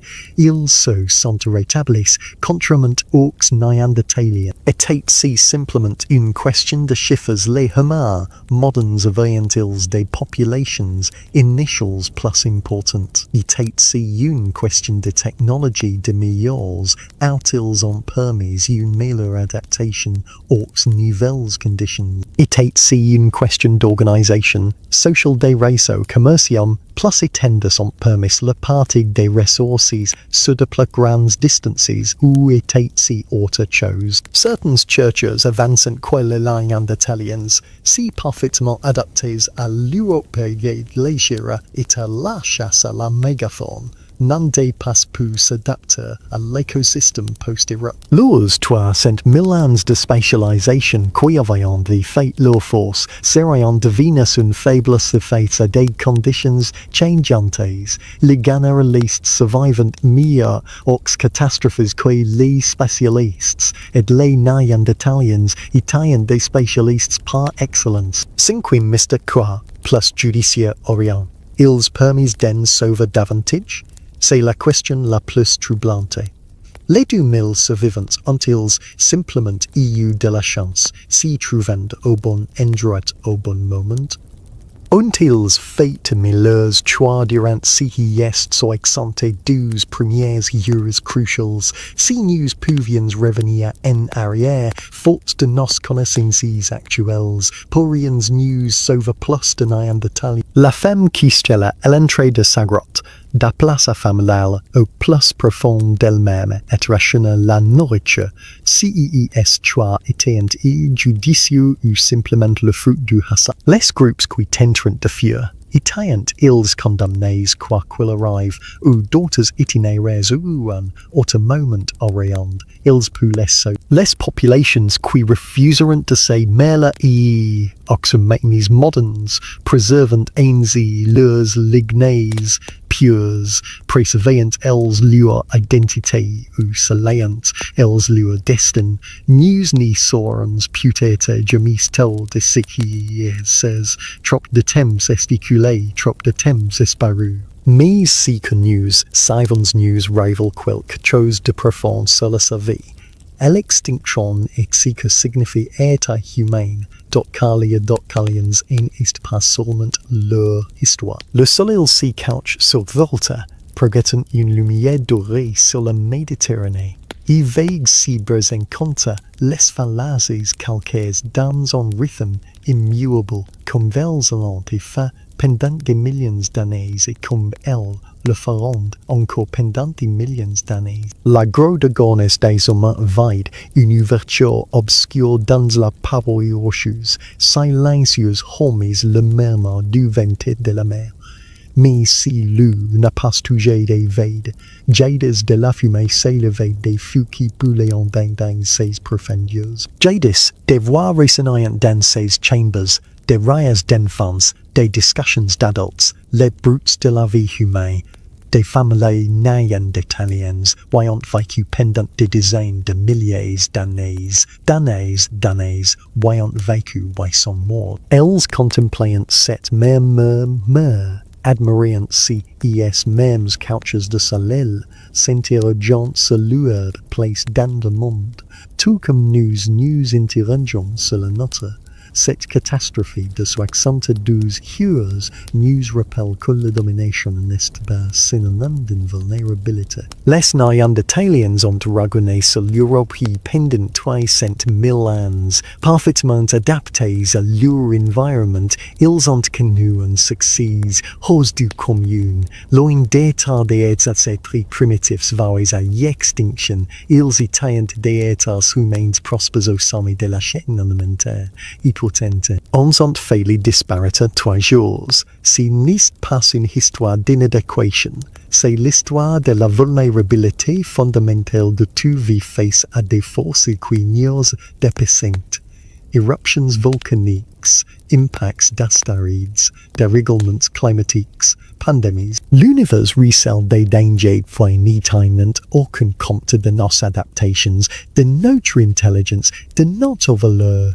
des malheurs frappent même les espèces les plus prospères, et l'extinction n'est pas toujours indicateur de notre capacité d'adaptation. Mais cette histoire montre aussi que la survie d'une petite population ne suffit pas à assurer la pérennité de l'espèce. 1000 Néandertaliens ont survécu à la catastrophe initiale. Logiquement, cela aurait dû suffire. 10 000 individus, forts du savoir accumulé et de la diversité génétique de 100 000 ans d'évolution, auraient dû être capables de reconstruire, de repeupler leur région, de survivre. Ils n'y l'ont pas fait, car la diversité génétique compte autant que la simple survie. Car les petites populations accumulant des mutations des laters plus rapidement que la sélection naturelle n'y peut les éliminer. Car la dépression de consanguinité, la compétition pour les ressources et le hasard jointis un rôle défavorable pour les petites populations que le nombre seul n'y peut compenser. La survie n'en est pas un événement ponctuel. C'est un processus qui se poursuit de génération en génération et qui requiert une bonne santé génétique et une telle de population adéquate, portant l'alcatige perdure malgré l'extinction. C'est peut être la leçon la plus profonde de l'histoire des Néandertaliens. Ils ont disparu en tant qu'espèces distinctes et environ 28 000 ans. Le dernier Néandertalien de souche morte a été enterré à la composition et comme autre n'est né biologiquement parlant, c'est un échec, génétiquement parlant, c'est une réussite. Des milliers d'étés humains possédant des gènes Néandertaliens. Nous sommes leurs descendants non pas directement, mais par le biais de lignées hybrides issues du creusement entre les gènes Néandertaliens et ceux de l'homme. Chaque état humain non africain porte en lui des fragments du génome néandertalien. Nous utilisons leurs gènes pour lutter contre les maladies, nous adapter au climat, percevoir la douleur et digérer les aliments. Ils ont ainsi atteint une forme d'immortalité grâce à l'assimilation génétique. Et est-ce la même chose que la survie? Philosophes et biologistes débattent de la question. En espèce et c'est un millier. Que ces gènes persistants chez ces descendants hybrides ont-ils véritablement disparu? Ou s'est-elle simplement transformée, intégrée, ou est-elle devenue partie intégrante d'un ensemble plus vaste? Il n'existe pas de réponse objectivement correcte. Tout dépend de ce l'on privilégie. La persistance génétique ou la continuité culturelle, la donnée et l'identité. La leçon moderne est que notre civilisation mondiale est aussi vulnérable et nous sommes 8 milliards d'êtres humains, nous disposons de technologies avancées et de capacités de coordination à laquelle mondiale, selon la plupart des guerres décrétées, nous sommes l'espèce la plus prospère que la Terre jamais connue. Mais rien de tout cela n'y garantit notre survie face à des événements géologiques catastrophiques, des débats d'astéroïdes ou d'autres catastrophes planétaires.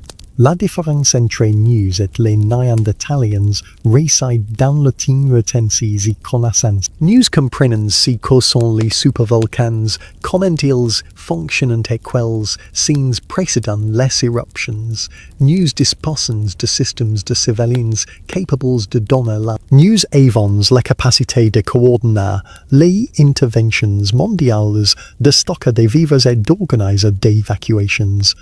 Nous pourrions potentiellement sauver des milliards de vies, là où les Néandertaliens n'en devront sauver que quelques milliers. Mais ils potentiellement exige de la volonté, de la planification et des ressources consacrées à des risques improbables mais catastrophiques. Il faut prendre au sérieux la possibilité que le monde, tel que nous le connaissons, puisse disparaître en 72 heures. Il faut faire preuve de humilité face à des forces géologiques qui dépassent de loin la puissance humaine. La plupart des sociétés n'y prévoyant pas de tels scénarios.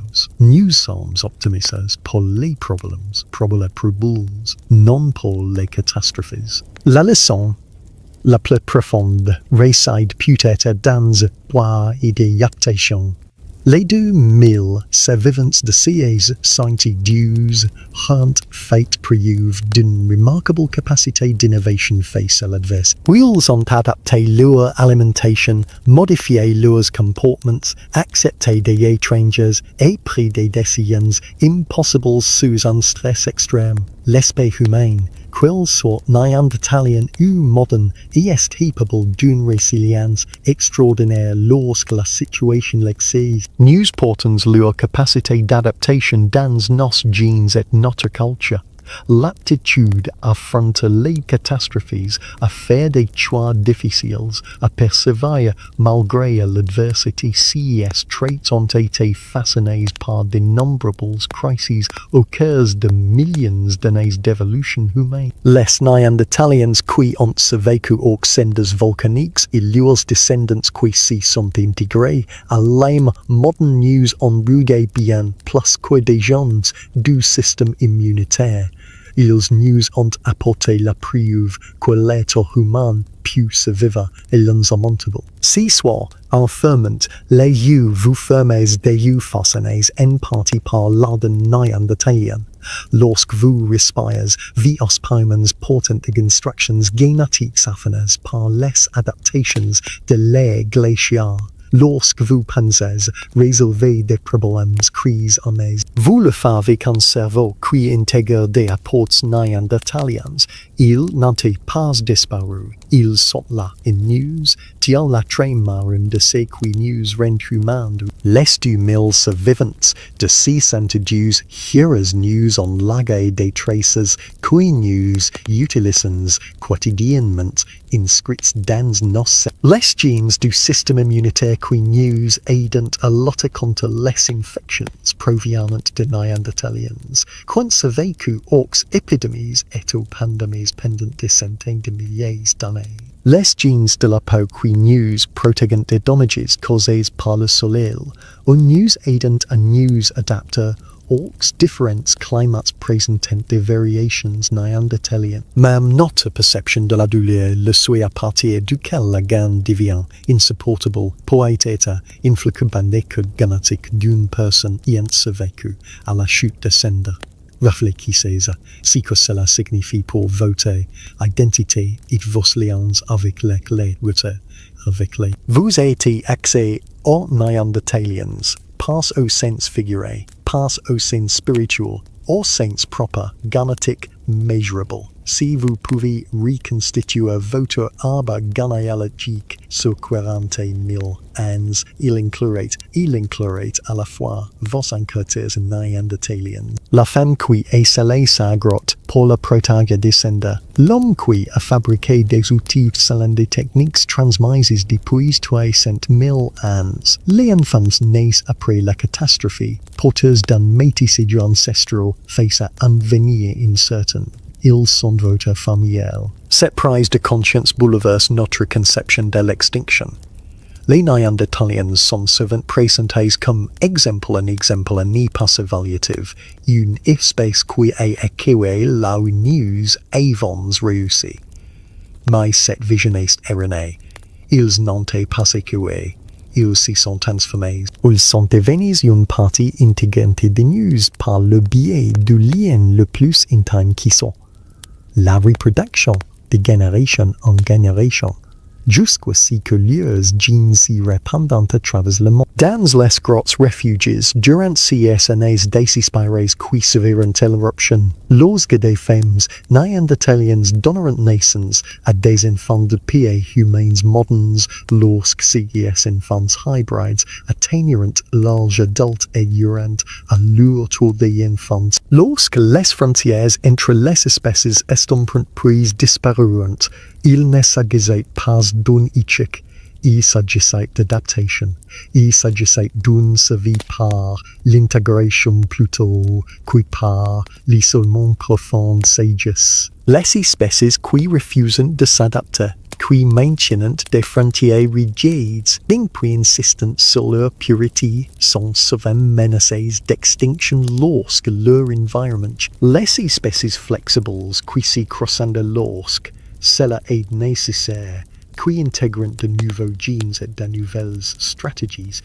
Les Néandertaliens qui ont survécu le plus longtemps étaient ceux qui ont accepté de s'associer des humains modernes, de prendre de nouvelles techniques, de devenir quelque chose de nouveau plutôt de s'accrocher à ce qu'ils étaient. C'est peut-être la leçon ultime de ce 72 Heures. Survivre signifie parfois renoncer à son identité pour s'intégrer à quelque chose de plus grand. Les derniers Néandertaliens de souche, isolés dans leurs cavernes, attachés à leurs traditions ancestrales, ont disparu. Leur patrimoine génétique s'est éteint.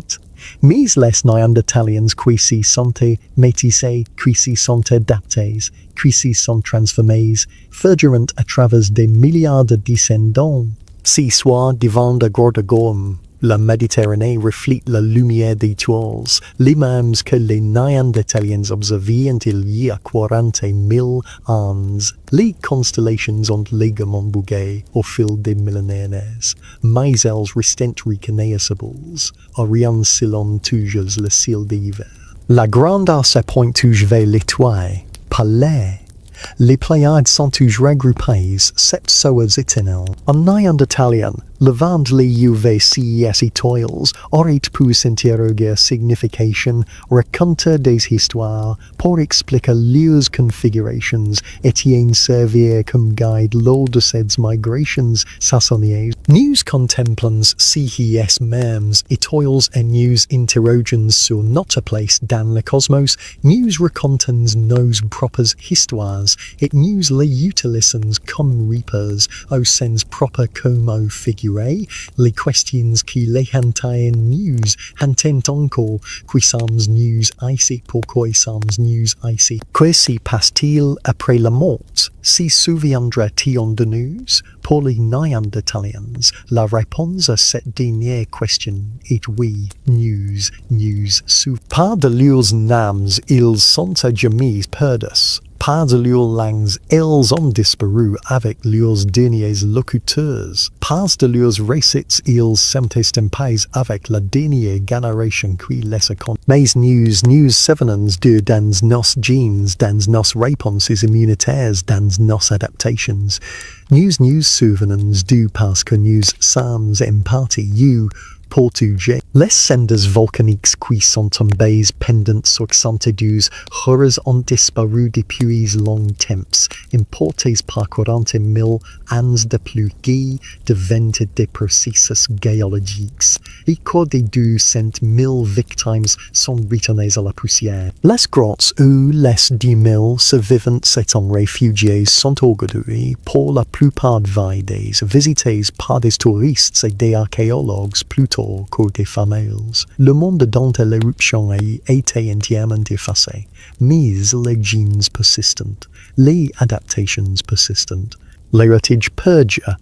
Chaque fois que votre système immunitaire combat avec succès un pathogène, chaque fois que votre corps s'adapte au froid ou à la chaleur, chaque fois que vous ressentez toute la gamme des émotions et des sensations humaines, vous êtes la plus vivante cause de mille et sont pas morts en vain. Ils ont sauvé bien plus qu'eux-mêmes. Ils ont sauvé des pans entiers de leur espèce, des fragments de 100 000 ans d'évolution humaine qui auraient été perdus à jamais. Au final, les 72 heures qui failirent anéantir les Néandertaliens devineront celles qui transformeront l'évolution humaine. La catastrophe qui aura dû être une fin tragique devint un étrange commencement.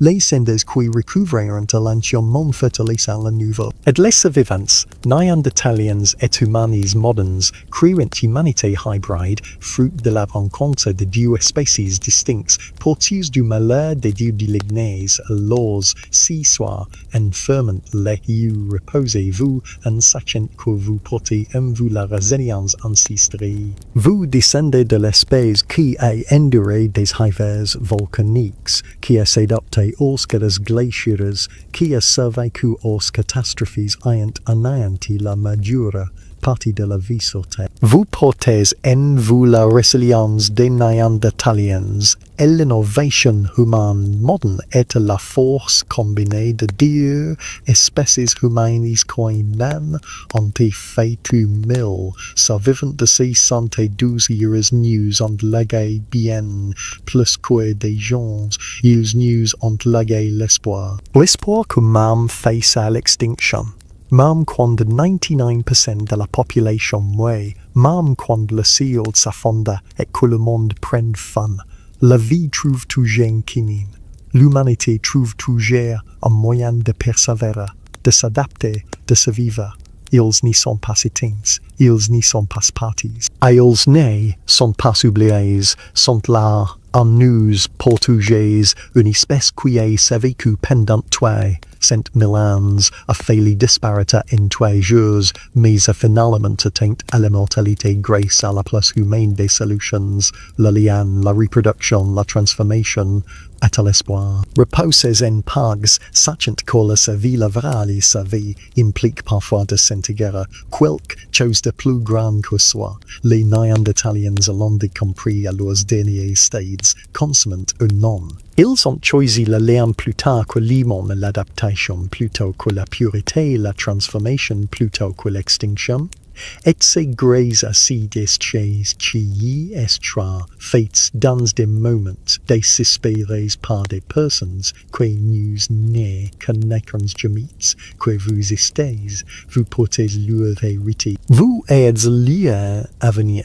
Vous êtes la preuve que même quand 999% de la population meurt, même quand l'extinction semble certaine, même quand le ciel s'effondre et que le monde prend fin, la vie trouve toujours un chemin, la vie trouve toujours un chemin joie. Mais les jeans, you perdront à jamais. Bonne nuit.